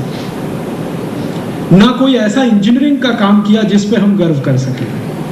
हाँ, इतना जरूर है कि ये कॉन्वेंट स्कूलों से निकले हुए भारत के विद्यार्थियों ने बंधुआ मजदूरों की उस प्रथा को पुनर्जीवित कर दिया है, सॉफ्टवेयर इंजीनियर के नाम पर, जो कभी अंग्रेजों द्वारा शुरू की गई थी इस देश में। अंग्रेज थे ना, इंडेंचर्ड लेबर यहाँ से लेके जाते थे, वैसे ही अब भारत में एक नई पौध बन रही है, सॉफ्टवेयर इंजीनियर। वो सब गुलामों की तरह से जाकर अमेरिका और यूरोप में काम कर रहे हैं, कोई गर्व का काम नहीं कर रहे। और उनसे जब मैं कहता हूँ कि भैया तुम सब सॉफ्टवेयर पे इतना क्यों लगे हुए, हार्डवेयर पे बात क्यों नहीं करते? अगर मास्टरी करनी है कंप्यूटर की तो हार्डवेयर पे जाना पड़ेगा, ये सॉफ्टवेयर तो कुछ भी नहीं है। उस पे बात क्यों नहीं करते, उस पे काम क्यों नहीं करते? तो सिखाया नहीं गया। क्यों नहीं सिखाया गया? तुमको रखा ही गया इसके लिए कि जाके उनके कंप्यूटर ऑपरेट करो। तो जिनको हम कहना नहीं चाहते, लेकिन सही बात तो ये है कि हमने कुछ बॉडी शॉपिंग करने के लिए खड़े कर दिए हैं कुछ लोग, जो दुनिया के दूसरे देशों में जाके नौकरियां करते रहे और उनकी जी हजूरी करते रहे, जैसे कभी अफ्रीका में हमने किया है। तो अंग्रेज छोड़ गए जो कॉन्वेंटियन एजुकेशन सिस्टम, उसमें मैकॉले खुद कहता है कि मैं भारतवासी ऐसे पैदा करना चाहता हूं जो शरीर से भारतवासी हो, आत्मा से अंग्रेज हो। तो वही हमने पैदा की, और दुर्भाग्य से उनकी जो पीढ़ी निकली है, तो उनको ना भारत की समझ है, ना भारतीयता की समझ है, ना भारत की समस्याओं को वो जानते हैं, ना अपनी संस्कृति को पहचानते हैं, ना अपनी परंपराओं को जानते हैं, ना अपनी संभावनाओं को तलाश पाते हैं। वो हमेशा दूसरों की तरफ देखते हैं मदद के लिए, अमेरिका की तरफ, यूरोप की तरफ। अपनी तरफ देखना, अपने पैरों की तरफ देखना, अपनी जमीन की तरफ देखना उन्होंने बंद कर दिया। और उनके बारे में बात करते करते हम हमेशा अफसोस करते रहते हैं। हमें हमेशा अफसोस होता है कि हमारे बच्चों को गुजराती नहीं आती है, कोई कहता है हमारे बच्चों को तमिल नहीं आती है, कोई कहता है मलयालम नहीं आती है, कोई कहता है तेलुगु नहीं आती है, अंग्रेजी आती है, फ्रेंच भी आती है, जर्मन भी आती है, लेकिन तमिल, तेलुगु, मलयालम नहीं आती। भरत भाई कह रहे थे कि उनके नाती को 67 बताना पड़ता है, 67 नहीं मालूम उसको 67 बताना पड़ता है। 67 वो नहीं जानता है, 67 क्या होता है, 79 नहीं जानता, 79 बताना पड़ता है। 89 और 79 का फर्क बताना पड़ता है। तो ये अफसोस हम करते रहते हैं, क्योंकि निकली है वो पीढ़ी, और उसमें उस पीढ़ी का कसूर नहीं है। उसको जो शिक्षा दी गई है वो वही है जो मैकॉले छोड़ के गया। और मैकॉले खुद कह रहा है कि भारत में हमें इंजीनियर पैदा नहीं करने, डॉक्टर नहीं बनाने, साइंटिस्ट नहीं बनाने, हमें कारकुन बनाने हैं। एक शब्द उसने इस्तेमाल किया, कारकुन। कारकुन माने क्लर्क। तो क्लर्क पैदा करने के लिए वो छोड़ गया। दुर्भाग्य से वही भारत की आज़ादी के 57 साल के बाद भी चलती रही। तो भारत का इतिहास क्या रहा है, एक छोटे में मैंने आपको बताया, और समस्याएं क्या हैं अब इसमें से निकलती हैं। इतिहास ये बताता है कि हम इतनी समस्याओं से घिरे हुए कभी नहीं रहे जो आज हैं, और ये समस्याएं आई कहाँ से हैं, ये मैंने आपसे कहा कि किस तरह से आई हैं इस देश में। विदेशियों के या तो गुलाम हुए, या उनकी लूट के शिकार हुए, या उनकी संस्कृति और सभ्यता में फंसे, तो समस्याएं पैदा हुई हैं। और समस्याएं वही होती हैं जहां तंत्र अपना हो, बुद्धि विदेशी हो। हमारे यहाँ तंत्र तो अपना रहा है जिसको हम चलाने की कोशिश रहे, लेकिन बुद्धि हमारी वो है जो भारत के किसी भी समस्या से अपने को जोड़ नहीं पाती है, कोरिलेट नहीं कर पाती। हम भारत में बड़ा गर्व महसूस करते हैं कि चंद्रमा से आए हुए पत्थर के टुकड़े पे रिसर्च किया जाए, लेकिन कभी इस बात पे गर्व नहीं आता कि 6,32,000 गांवों में जो गाय का गोबर उपलब्ध है, इस गाय के गोबर का भी कोई सदुपयोग हो सकता है क्या आज की जरूरत के हिसाब से? चंद्रमा से आए हुए पत्थर पे अगर हमने कुछ रिसर्च कर भी लिया तो उससे भारत के आम आदमी का कुछ लेना देना नहीं है, लेकिन गाय के गोबर पे कोई रिसर्च हो गया तो जरूर 6,32,000 गाँव के काम का हो सकता है। उस पर हमारा दिमाग ही नहीं जाता है, चिंतन भी नहीं चलता है। मंगल पे जाना चाहिए नहीं जाना चाहिए, बहस होगी, डिबेट होगी, लेकिन गाँव गाँव में लोगों को पीने का पानी नहीं मिल रहा है। 3 लाख ऐसे गाँव हैं जहाँ पीने का पानी लेने के लिए 10 किलोमीटर जाना पड़ता है। इसके लिए कोई टेक्नोलॉजी क्यों इवॉल्व नहीं होती? इस पर हमारा दिमाग नहीं चलता। हुआ यही है कि हम अपनी जड़ों से कट गए हैं। हमारी हालत त्रिशंकु जैसी है, ना तो ऊपर गए ना तो नीचे रहे। और हम हिंदुस्तानी अगर पूरे अमरीकी हो जाते, यूरोपियन हो जाते तो ये प्रॉब्लम्स नहीं आती। ना तो हम अमरीकी हो पाए, ना यूरोपियन हो पाए, ना हिंदुस्तानी ही रह पाए, खिचड़ी हो गया, बीच में लटक गए। 100% अगर यूरोपियन हो जाते तो ये प्रॉब्लम नहीं आती और मैं आपके पास नहीं आता कभी बात करने। और या 100% हिंदुस्तानी रह जाते तो भी कोई प्रॉब्लम नहीं आती, कुछ ना कुछ रास्ते निकाल लेते। हम तो बीच में फंस गए, ना तो इधर के रहे ना उधर के रहे। वो एक कहावत है ना, धोबी का कुत्ता घर का ना घाट का, वही हमारी हालत हो गई है। खासकर पढ़े लिखे हिंदुस्तानियों की ये स्थिति है। समस्याएं यहीं से शुरू होती हैं। बड़ी समस्या आ गई है करप्शन की हमारे देश में। एजुकेशन की एक बड़ी प्रॉब्लम है। 40% अभी भी इलिटरेट लोग हैं, जबकि 1840s में 96% लिटरेसी इस देश में है। रिकॉर्ड्स बताते हैं, अंग्रेज स्वीकार करते हैं। टेक्नोलॉजी में हम कितने ऊपर हैं और आज टेक्नोलॉजी के लिए मारामारी हो रही है। विदेशों की तरफ हम भाग रहे हैं कि हमें कोई टेक्नोलॉजी मिले तो हम अपना कुछ काम करें। एक ज़माने में इतना बड़ा ट्रेड करने वाले लोग, इतना बड़ा एक्सपोर्ट करने वाले लोग आज दुनिया में एक्सपोर्ट के लिए मारामारी कर रहे हैं। वर्ल्ड मार्केट में आज हमारा टोटल एक्सपोर्ट 0.1% के आसपास, 0.2%, 0.3% होता है। अभी थोड़ा बहुत बड़ा है, 0.5% आ गया है। 1% अभी भी नहीं हो रहा है। और आज से 150 साल पहले हम 33% एक्सपोर्ट करने वाले देश थे। 27% एक्सपोर्ट वर्ल्ड मार्केट में चीन करता था, 33% हम करते थे। चीन और भारत का जीडीपी जोड़ दिया जाए 150 साल पहले का, तो वो दुनिया के 3/4 जीडीपी के बराबर है 150 साल पहले। तो इतनी क्राइसिस हमारे देश में आज दिखाई देती है। ये क्राइसिस आई है यहीं से, और वो क्राइसिस के बारे में 2-3 बातें कह के फिर सॉल्यूशन पे आऊँगा कि क्या क्राइसिस यहाँ से पैदा हुई। जब अंग्रेज आए तो उन्होंने हिंदुस्तान को ख़त्म करने के लिए, तोड़ने के लिए कई कानून बनाए, जिस पर मैं पिछली बार आया था, बहुत विस्तार से मैंने बताया था। अंग्रेजों ने भारत का अर्थशास्त्र और उद्योग खत्म करने के लिए एक बहुत सुंदर काम किया। सुंदर काम उनके शब्दों में, हमारे लिए खराब काम। वो कहते हैं कि अंग्रेज एक अधिकारी है, विलियम विल्बरफोर्स, वो पार्लियामेंट का स्पीकर है और भाषण दे रहा है और कह रहा है कि भारत को 1000 साल गुलाम बनाना है तो पहले भारत का उद्योग खत्म करो।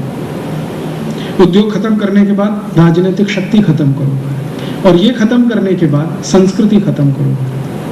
तो कोई उसको पूछता है विल्बरफोर्स को। विल्बरफोर्स का 3.5 घंटे का लेक्चर है, वो भी सीडी में है, आप चाहें तो उसे पढ़ सकते हैं। वो लेक्चर में कह रहा है विल्बरफोर्स के उद्योग भारत के खत्म करने हैं तो सबसे पहला काम करो कि ज्यादा से ज्यादा उस पर टैक्स लगा दो। तो कोई पूछ रहा है क्या क्या टैक्स लगाएं, तो बड़े सुंदर शब्दों में कह रहा है कि देखो, भारत का कोई भी उद्योगपति कुछ भी उत्पादन करे तो सबसे पहले उत्पादन पे ही टैक्स लगा दो। तो अंग्रेजों ने सबसे पहला टैक्स लगाया सेंट्रल एक्साइज ड्यूटी 1840 में। फिर कह रहा है कि जो व्यक्ति उत्पादन करेगा वो माल जरूर बेचेगा, तो बेचने पर टैक्स लगा दो। तो दूसरा लगा दिया सेल्स टैक्स। फिर वो कह रहा है कि माल बेचेगा तो मुनाफा कमाएगा, तो उसके मुनाफे पर टैक्स लगा दो। तो फिर लगा दिया इनकम टैक्स। फिर वो विल्बरफोर्स कह रहा है कि कोई भी हिंदुस्तानी उद्योगपति माल बेचने के लिए एक गांव से दूसरे गांव में जाएगा, तो जिस गांव में जाएगा गांव में घुसते ही टैक्स लगा दो उसके। फिर वो कहता है कि गांव में आने जाने के लिए सड़क का इस्तेमाल करेगा तो उस सड़क का भी टैक्स लगा दो उसके ऊपर। फिर वो कह रहा है कि अंग्रेजों की सरकार के बनाए गए पुल पर से जाएगा तो पुल का भी टैक्स लगा दो उसके ऊपर, toll tax, road tax, entry tax, exit tax. और वो कहता है इतने टैक्स लगा दो कि ये दे ना सके। तो एक एमपी पूछ रहा है तो फायदा क्या? अगर हम इतने ही टैक्स लगा दें कि ये दे ना सके तो फायदा क्या? तो विल्बरफोर्स कह रहा है फायदा उसी में है। क्या है कि हिंदुस्तानी बहुत ईमानदार है, तो टैक्स भरने की कोशिश करेंगे। ईमानदारी से टैक्स भरेंगे तो सब बर्बाद हो जाएंगे, और अगर टैक्स भरेंगे नहीं तो बेईमानी करेंगे, बेईमानी करेंगे तो कमजोर बनेंगे, और कमजोरों को गुलाम बनाना आसान होता है। तो कह रहा हमारे दोनों हाथ में लड्डू हैं, या तो हिंदुस्तानी सब ईमानदारी से टैक्स भरेंगे तो बर्बाद हो जाएंगे, टैक्स नहीं भरेंगे तो बेईमान होंगे, बेईमान होंगे तो गुलाम बनाना आसान है, हमको तो दोनों ही काम करना। तब पूरा पार्लियामेंट एक स्वर से कहता हाँ आपकी बात स्वीकार, चलो कानून बनाना शुरू करो। तो अंग्रेजों ने 1840 से ये कानून बनाने शुरू कर दिए। विस्तार से मैंने पिछले लेक्चर में कहा था, सिर्फ इशारे से कह रहा हूं, यही कानून आज तक भारत में लगे हुए हैं। आपको सुनकर दुख होगा, मुझे बहुत कांटे की तरह से ये चुभता है। 1860s में जब सबसे पहले इंडियन इनकम टैक्स आया, अंग्रेजों ने 97% इनकम टैक्स लगाया था। माने आप 100 रुपए कमाई कर रहे हैं तो 97 रुपए अंग्रेजी सरकार को दीजिए, 3 रुपए अपने पास रखिए। और वो 97% इनकम टैक्स हिंदुस्तान में आजादी आने के 35 साल बाद तक लगा रहा। आजादी आने के 35 साल बाद तक लगा रहा। आज भी वो 35% आया है। इतनी लड़ाई झगड़ा सब करने के बाद 35% आया। मेरे समझ में ये नहीं आता कि इनकम पर टैक्स क्यों होना चाहिए, प्रोडक्शन पर टैक्स क्यों होना चाहिए। कोई आदमी अपनी पूंजी लगाकर, अपना दिमाग लगाकर, अपनी मेहनत करके समाज को उत्पादन करके दे रहा, उस पर टैक्स क्यों होना चाहिए। उसको तो प्रमोशन करने के लिए सरकार को और मदद करनी चाहिए, क्योंकि वो आपके रॉ मटेरियल को एक फिनिश प्रोडक्ट में कन्वर्ट करके दे रहा है। ये तो बहुत बड़े हुनर का काम वो कर रहा है। फिर मैंने सोचा कि ये भारत सरकार इतनी इनकम टैक्स लगाती है, फिर उसके पहले अंग्रेज लगाते थे। अंग्रेजों के पहले कितना था, आपको सुनकर हैरानी होगी, 10वीं शताब्दी तक हिंदुस्तान में कोई इनकम टैक्स नहीं था। और 10वीं शताब्दी तक ये हिंदुस्तान चलता रहा एक अर्थशास्त्र पर, जिसको चाणक्य अर्थशास्त्र कहा जाता है। चाणक्य मानता है कि इनकम पे तो टैक्स होना ही नहीं चाहिए।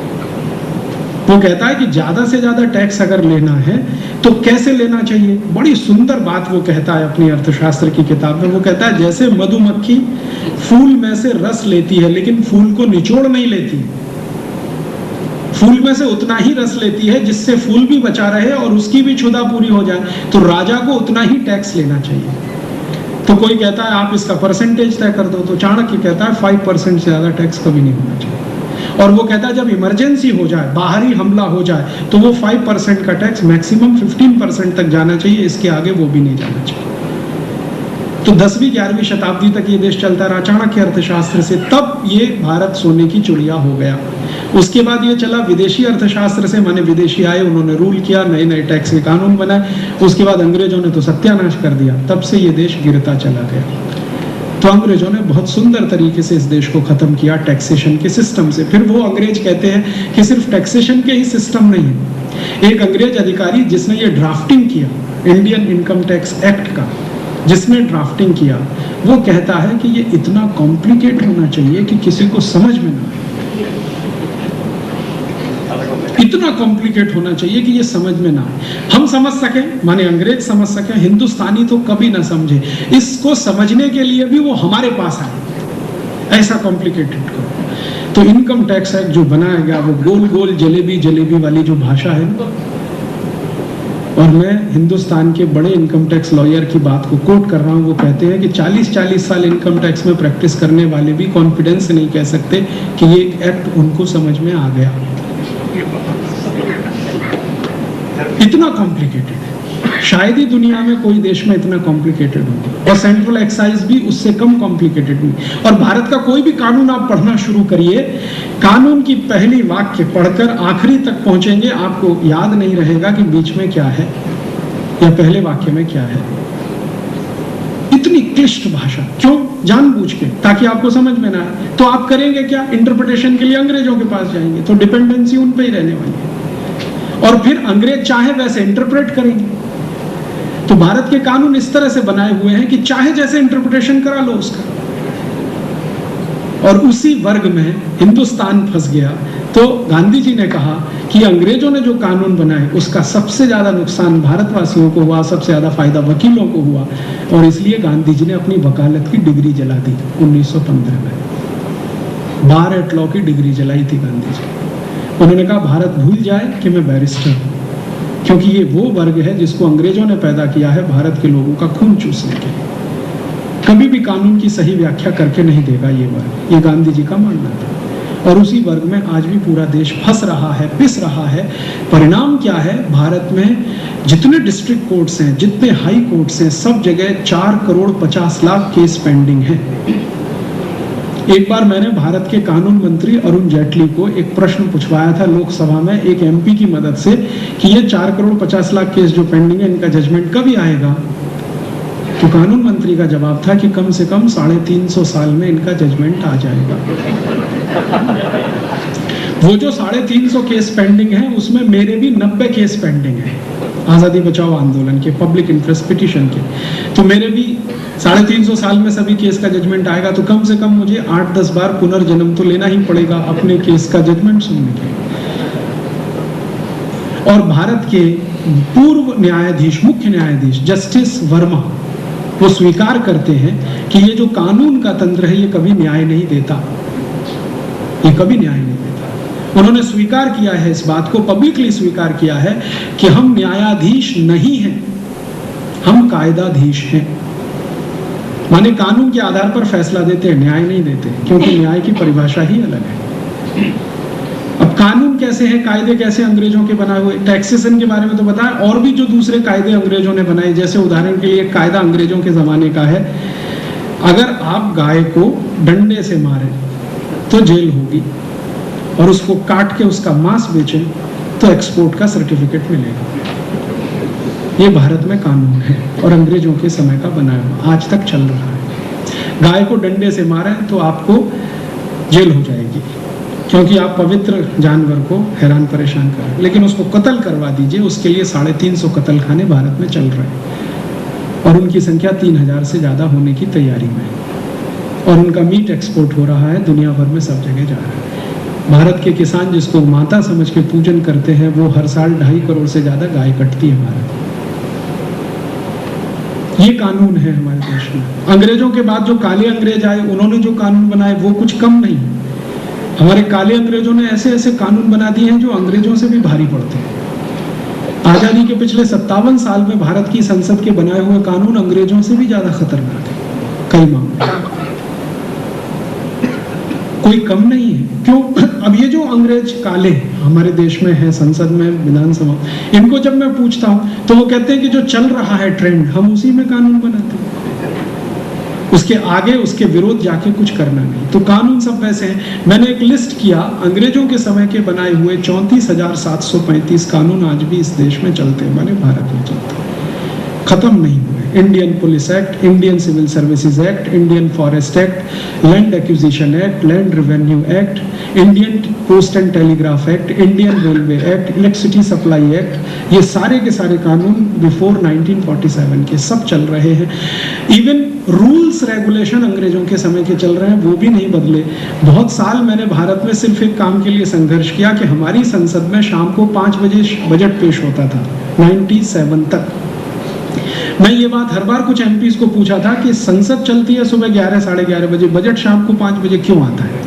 कोई मुझे जवाब नहीं देता था। एक बार एक सांसद जो भूतपूर्व हो गए, अभी थोड़े दिन पहले उनका स्वर्गवास हो गया, उनका नाम था मधु लिमाई। मैं एक बार उनको मिला तो उन्होंने कहा, देखो ये समझना है तो 1927 का पार्लियामेंट का बजट निकाल के पढ़ो।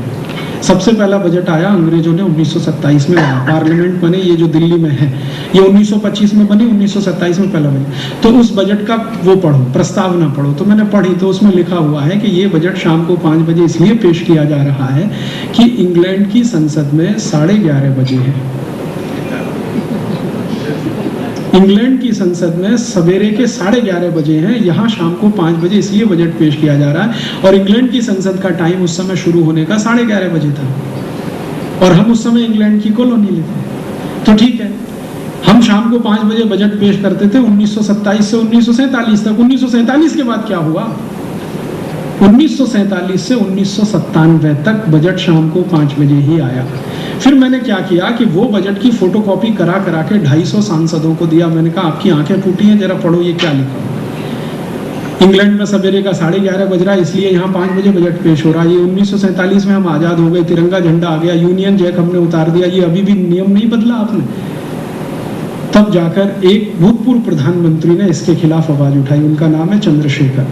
और 97 में पार्लियामेंट का एक स्पेशल सेशन हुआ था, आपको याद है, 15 अगस्त 1997 को। विशेष अधिवेशन, उसमें 3 घंटे इस पर गर्मा गर्म बहस हुई। तब सरकार ने कहा कि ये नियम को बदलेंगे।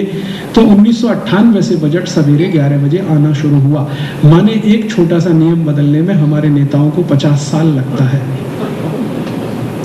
और उसमें भी राजीव दीक्षित जैसे आदमी को फोटोकॉपी करा करा के बांटनी पड़ती है। हमारी स्थिति ये है।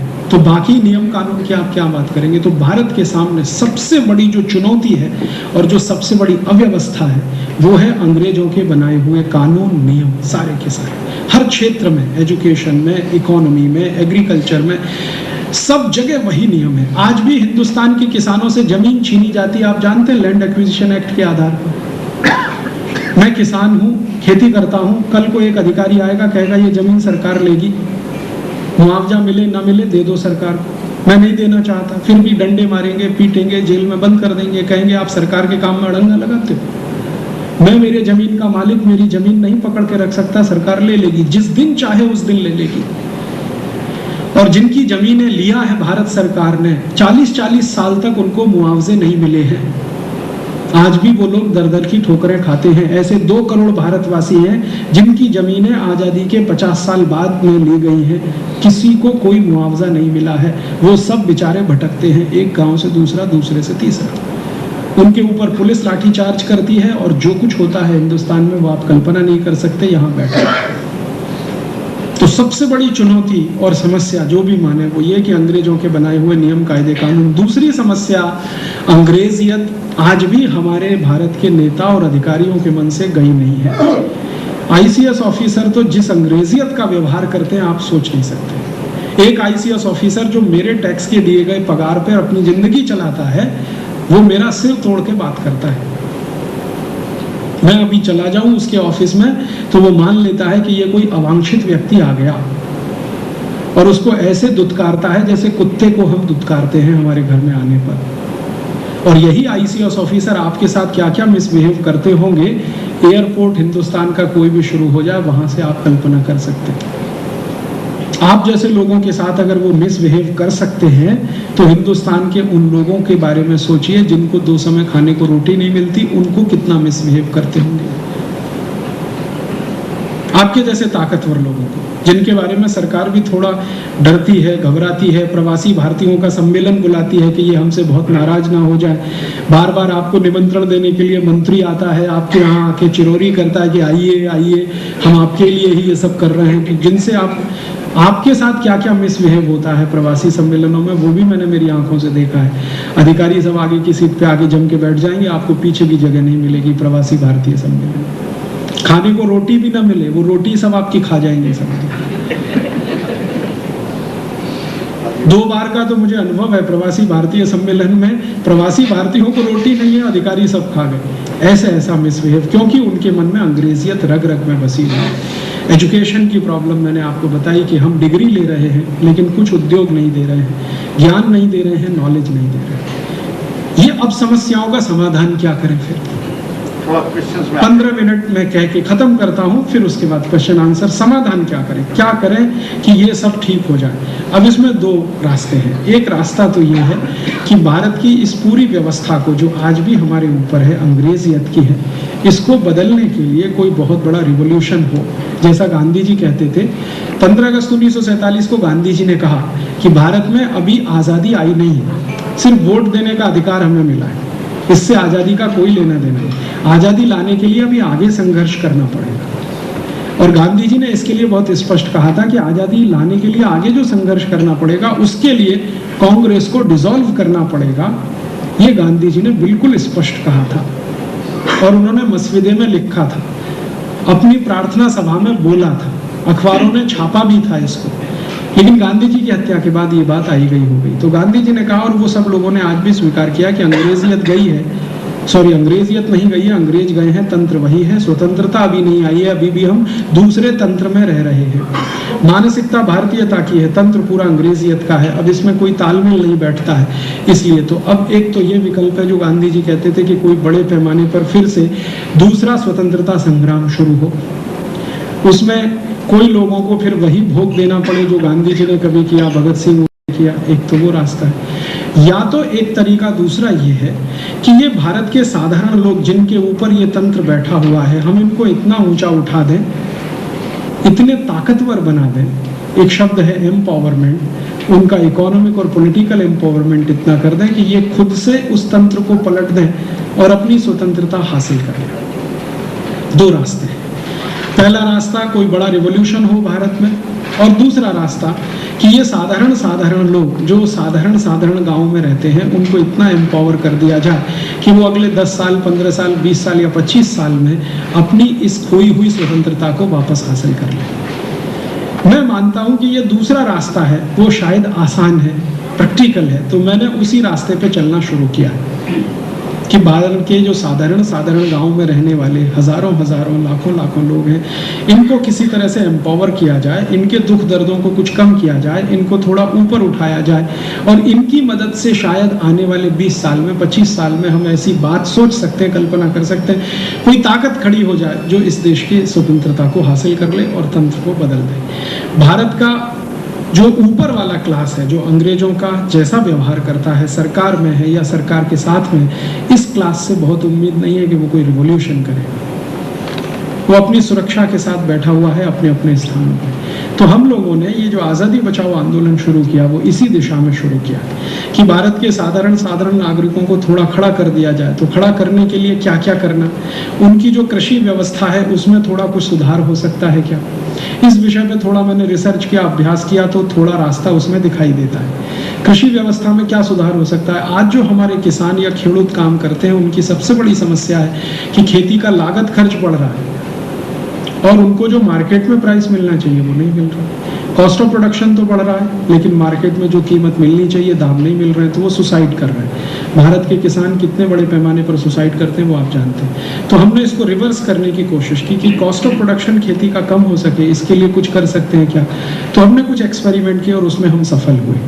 हमने हिंदुस्तान के 60,000 हेक्टेयर जमीन पर कॉस्ट ऑफ प्रोडक्शन 90% कम करा लिया। 90% कम करा लिया। कैसे कम करा लिया। जो किसान यूरिया, डीएपी, सुपर फॉस्फेट इस्तेमाल करते थे उनको हमने ट्रेनिंग दे देकर कह दिया और सिखा दिया कि यूरिया, डीएपी बंद करो, गाय का गोबर, भैंस का गोबर जो किसानों के लिए आसानी से उपलब्ध है गाँव में, उसका इस्तेमाल करो। तो पहले उनके मन में डर था कि इससे प्रोडक्टिविटी कम होगी, फर्टिलिटी कम होगी। हमने कुछ एक्सपेरिमेंट के लिए मॉडल गाँव बनाए जहाँ पर पहले ये करके दिखाया। वो मॉडल गांव ने उनको कॉन्फिडेंस दे दिया और हमने जब ये मॉडल गांव बनाए तो उसमें सिद्ध हो गया कि ना तो प्रोडक्टिविटी कम होती है ना फर्टिलिटी कम होती है। गाय का गोबर, भैंस का गोबर, गाय का मूत्र, भैंस का मूत्र, जानवरों का जो कुछ भी वेस्ट है उसको हम मैन्योर के रूप में इस्तेमाल करें, वो हमने करके देख लिया। 60,000 हेक्टेयर में हम आज कर रहे हैं और उसमें से जो कुछ भी प्रोड्यूस हो रहा है वो मार्केट में जब हम बेचने के लिए जाते हैं तो जो नॉर्मल प्राइस है उससे ज़्यादा हमें मिल रहा है। कोई भी व्यक्ति को जब हम कहते हैं कि ये गेहूं पैदा किया है बिना यूरिया, बिना डीएपी, बिना सुपर फॉस्फेट, तो कहता है जी 20 रुपए किलो दे दो, 25 रुपए किलो दे दो, और हम वो बेच पाते हैं। बाजार में साधारण गेहूं भारत में 10-12 रुपए किलो है, हम जो गेहूं बेच रहे हैं वो 18 रुपए किलो तक आराम से बिकता है। इसी तरह चावल पैदा किया है, दालें पैदा की हैं, फल पैदा कर रहे हैं, सब्जियां पैदा कर रहे हैं। हमारे यहाँ जो भी किसान इस तरह की सब्जी कर रहे हैं उनकी तो हाथों हाथ बिक जाती है, बाजार तक भी नहीं आ पाती। हमने देख लिया है कि इसको बड़े पैमाने पर कर सकते हैं, तो इसके लिए हमने ट्रेनिंग सेंटर शुरू किए हैं गांव-गांव में किसानों के। 118 गांव में अभी हमारे ऐसे ट्रेनिंग सेंटर चल रहे हैं। वहाँ हम किसानों को ट्रेनिंग देते हैं, वो फिर गांव-गांव जाके दूसरों को ट्रेनिंग देना शुरू करते हैं। इससे हम मानते हैं कि उनका कॉस्ट ऑफ प्रोडक्शन कुछ कम हो सकता है और जितना कॉस्ट ऑफ प्रोडक्शन कम होगा उतना ही उनका इनकम बढ़ जाएगा। दूसरा, हमने उनका एम्पावरमेंट हो इसके लिए एक काम और शुरू किया है कि हमारे दैनिक जीवन में काम आने वाली छोटी छोटी बहुत सारी चीज़ें हैं। साबुन है, मंजन है, वॉशिंग पाउडर है, डिटर्जेंट पाउडर है, शैम्पू है, टूथ पाउडर है, टूथपेस्ट है, ये सब जीरो टेक्नोलॉजी के आइटम है, इनको बनाना कोई मुश्किल काम नहीं। तो हमने वो ट्रेनिंग देना शुरू किया गाँव-गाँव और आज वो ट्रेनिंग देकर 55 से ज़्यादा प्रोडक्ट्स हैं जो इन गाँव में हम बनवाते हैं और बहुत आसानी से देश में बिक जाते हैं। हम शैम्पू बनाते हैं और हमारे शैम्पू का जो बेस है वो भारत के बाजार में बिकने वाले विदेशी कंपनियों के शैम्पू बेस से बिल्कुल अलग है। विदेशी कंपनियां जो शैम्पू बनाती हैं वो सोडियम लॉरेल सल्फेट से बनाते हैं, हम जो शैम्पू बनाते हैं वो आंवला, रीठा, शिकाकाई से बनाते हैं। विदेशी कंपनियां सोडियम लॉरेल सल्फेट इस्तेमाल करती हैं, हम उसकी जगह गाय के मूत्र का इस्तेमाल करते हैं। और गोमूत्र बेस करके जो शैम्पू हमने बनाया है वो भारत के बहुत आसानी से बिकने वाले शैम्पू में है। क्वालिटी उसकी इतनी अच्छी है कि आप उसका इस्तेमाल करें तो बाल झड़ना कम होते हैं। सबसे पहले तो पानी बहुत कम खर्च होता है, और जो बाल धोने के बाद पानी निकलता है वो खेत में 1 पैसे का भी नुकसान नहीं करता है।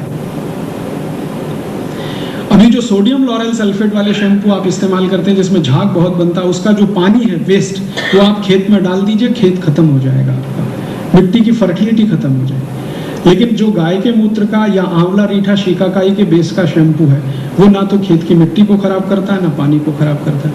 आप जानते हैं पानी में करोड़ों माइक्रोब्स होते हैं छोटे छोटे, और ये केमिकल सोडियम लॉरेल सल्फेट सबसे ज़्यादा उनको मार देता है, और पानी के माइक्रोब्स मरे तो पानी खत्म हो जाता है। हमारे किसी भी ऐसे प्रोडक्ट से 1 पैसे का भी कोई माइक्रोब की हत्या नहीं होती, इसलिए हम उसको अहिंसक शैम्पू करके पूरे भारत में मार्केट करते हैं और बहुत आसानी से वो बिक जाता है। हमारी स्थिति आज ये है कि जितना हम बनाते हैं सब खत्म हो जाता है। हम नए नए सेंटर बढ़ाते जा रहे हैं, फिर भी डिमांड बढ़ती जा रही क्योंकि भारत के लोगों में भी अब ये चेतना आ रही है कि उनको ऑर्गेनिक चीज़ें चाहिए। ऐसे ही हमने साबुन बनाने शुरू किए हैं गांव-गांव में। आप में से चाहें तो कुछ लोगों को मैं सैंपल उपलब्ध करा दूंगा। नारियल का तेल इस्तेमाल करके दुनिया में सबसे पहला साबुन हमने बनवाया है, और छोटे छोटे गाँव में बनवाया। कोई भी कंपनी पूरे दुनिया में नारियल के तेल का साबुन नहीं बनाती, हम बनाते हैं। और क्यों बनाते हैं नारियल के तेल का? क्योंकि नारियल का तेल भारत में सबसे बड़े पैमाने पे पैदा होता है। दूसरे नंबर पर तिल का तेल। अगर हम हमारे देश का रॉ मटेरियल इस्तेमाल नहीं करेंगे तो दूसरे से कैसे अपेक्षा करेंगे कि वो इस्तेमाल करें? हम चाहें तो वो साबुन पामोलिन ऑयल से बना सकते हैं, लेकिन हम नहीं बनाते क्योंकि वो इंपोर्ट करना पड़ता है। हम नारियल के तेल का बनाते हैं। नारियल के तेल का साबुन हम 85% TFM का बनाते हैं, और वो साबुन भारत में बड़े आराम से 15 रुपए का 150 ग्राम बिक जाता है, जबकि उसी क्वालिटी का विदेशी कंपनी का साबुन 45 रुपए का 100 ग्राम मिलता है, डव, जिसमें वो पामोलिन ऑयल इस्तेमाल करते हैं, नारियल तेल भी कभी नहीं डालते। तो ऐसे छोटे छोटे सामान हमने वॉशिंग पाउडर अभी डेवलप किया है, और वो वॉशिंग पाउडर में हम चैलेंज करते हैं दुनिया की हर कंपनी को। हमने टेस्ट भी करा लिए सभी लेबोरेटरी में कि हमारे वॉशिंग पाउडर से धुले हुए कपड़े का पानी आप खेत में कहीं भी डाल दो और उस मिट्टी को फिर चेक करा लो, उस मिट्टी में 1% भी गिरावट नहीं आएगी। क्यों? हम किसी भी शैम्पू में केमिकल्स इस्तेमाल सबसे कम कर रहे हैं, फिर भी शैम्पू बना रहे हैं, और शैम्पू इस क्वालिटी का है कि आप वॉशिंग मशीन में भी इस्तेमाल करें। और ऐसे ऐसे छोटे छोटे कई प्रोडक्ट्स हमने डेवलप किए हैं। विदेशी कंपनियां जो एरियल नाम का वॉशिंग पाउडर 180 रुपए किलो, हमारा जो वॉशिंग पाउडर है इस क्वालिटी का जो मैं आपसे कह रहा हूँ वो 35 से 40 रुपए किलो। ऐसे ही हमने ग्लिसरीन का जो साबुन आता है ना, पियर्स 20 रुपए का, वो साबुन हमने डेवलप किया है मात्र 6.5-7 रुपए का। हम मॉस्किटो रेपेलेंट बनाते हैं गोमूत्र से, और गोमूत्र के मॉस्किटो रेपेलेंट के बारे में जितने भी हिंदुस्तान में टॉक्सिकोलॉजिकल रिसर्च इंस्टीट्यूट है सबको हमने भेज के दिखाया। उन्होंने कहा इससे ज़्यादा सेफ मॉस्किटो रेपेलेंट हो नहीं सकता। और गाय के गोबर से हमने मच्छर अगरबत्ती बनाई है। वो एक कछुआ छाप मच्छर अगरबत्ती आपने देखा, वो तो एल्ड्रिन से बनती है। एल्ड्रिन दुनिया का सबसे खतरनाक जहर है, लेकिन हमने गाय के गोबर से मच्छर अगरबत्ती बनाई है, धूप बत्ती बनाई है, अगरबत्ती बनाई है। गाय के गोबर से हम ऐसे 35 प्रोडक्ट बनाते हैं। गोमूत्र से औषधियाँ बनाते हैं। एक हमने आई ड्रॉप बनाया है गाय के मूत्र से, वो कैटरेक्ट रिमूव कर देता है बिना किसी ऑपरेशन के। कैटरेक्ट का दुनिया में एक ही ट्रीटमेंट है, ऑपरेशन। हम गोमूत्र से एक बनाया है, वो आप इस्तेमाल करें तो 3 महीने के बाद आपको ज़रूरत नहीं पड़े ऑपरेशन की। और गवर्नमेंट ऑफ इंडिया ने हमको मेडिसिन के रूप में उसकी मान्यता दे दी। थोड़ा हमें उनसे झगड़ा करना पड़ा क्योंकि गवर्नमेंट ऑफ इंडिया गोमूत्र को मेडिसिन मानने को तैयार नहीं थी, लेकिन गवर्नमेंट ऑफ इंडिया को कन्विंस कराने के लिए हमें अमेरिकन पेटेंट का सहारा लेना पड़ा, क्योंकि अमेरिका ने 2002 में गाय मूत्र को पेटेंट ले लिया था। तब गवर्नमेंट ऑफ इंडिया कन्विंस हुई कि हाँ ये मेडिसिन है। तो इस तरह की कुछ कोशिश हमने की, और इस पूरी कोशिश में ध्यान हमने ये रखा है कि ऐसी चीज़ों का इस्तेमाल करें जो गांव में आसानी से उपलब्ध है। हर एक गांव में ये छोटे छोटे स्तर पे हमने ये 118 गाँव में शुरू किया है। कल्पना है कि कोई दिन 200 गाँव में हो, 500 में हो, 1000 में हो, 2000 में हो। जैसे जैसे बढ़ता जाएगा वैसे वैसे ये ताकत बढ़ेगी, और यही ताकत एक दिन भारत को हो सकता है दूसरी आज़ादी की लड़ाई लड़ने के लिए क्षमता पैदा करेगी, और ये लोग लड़कर अपनी स्वतंत्रता हासिल कर लेंगे।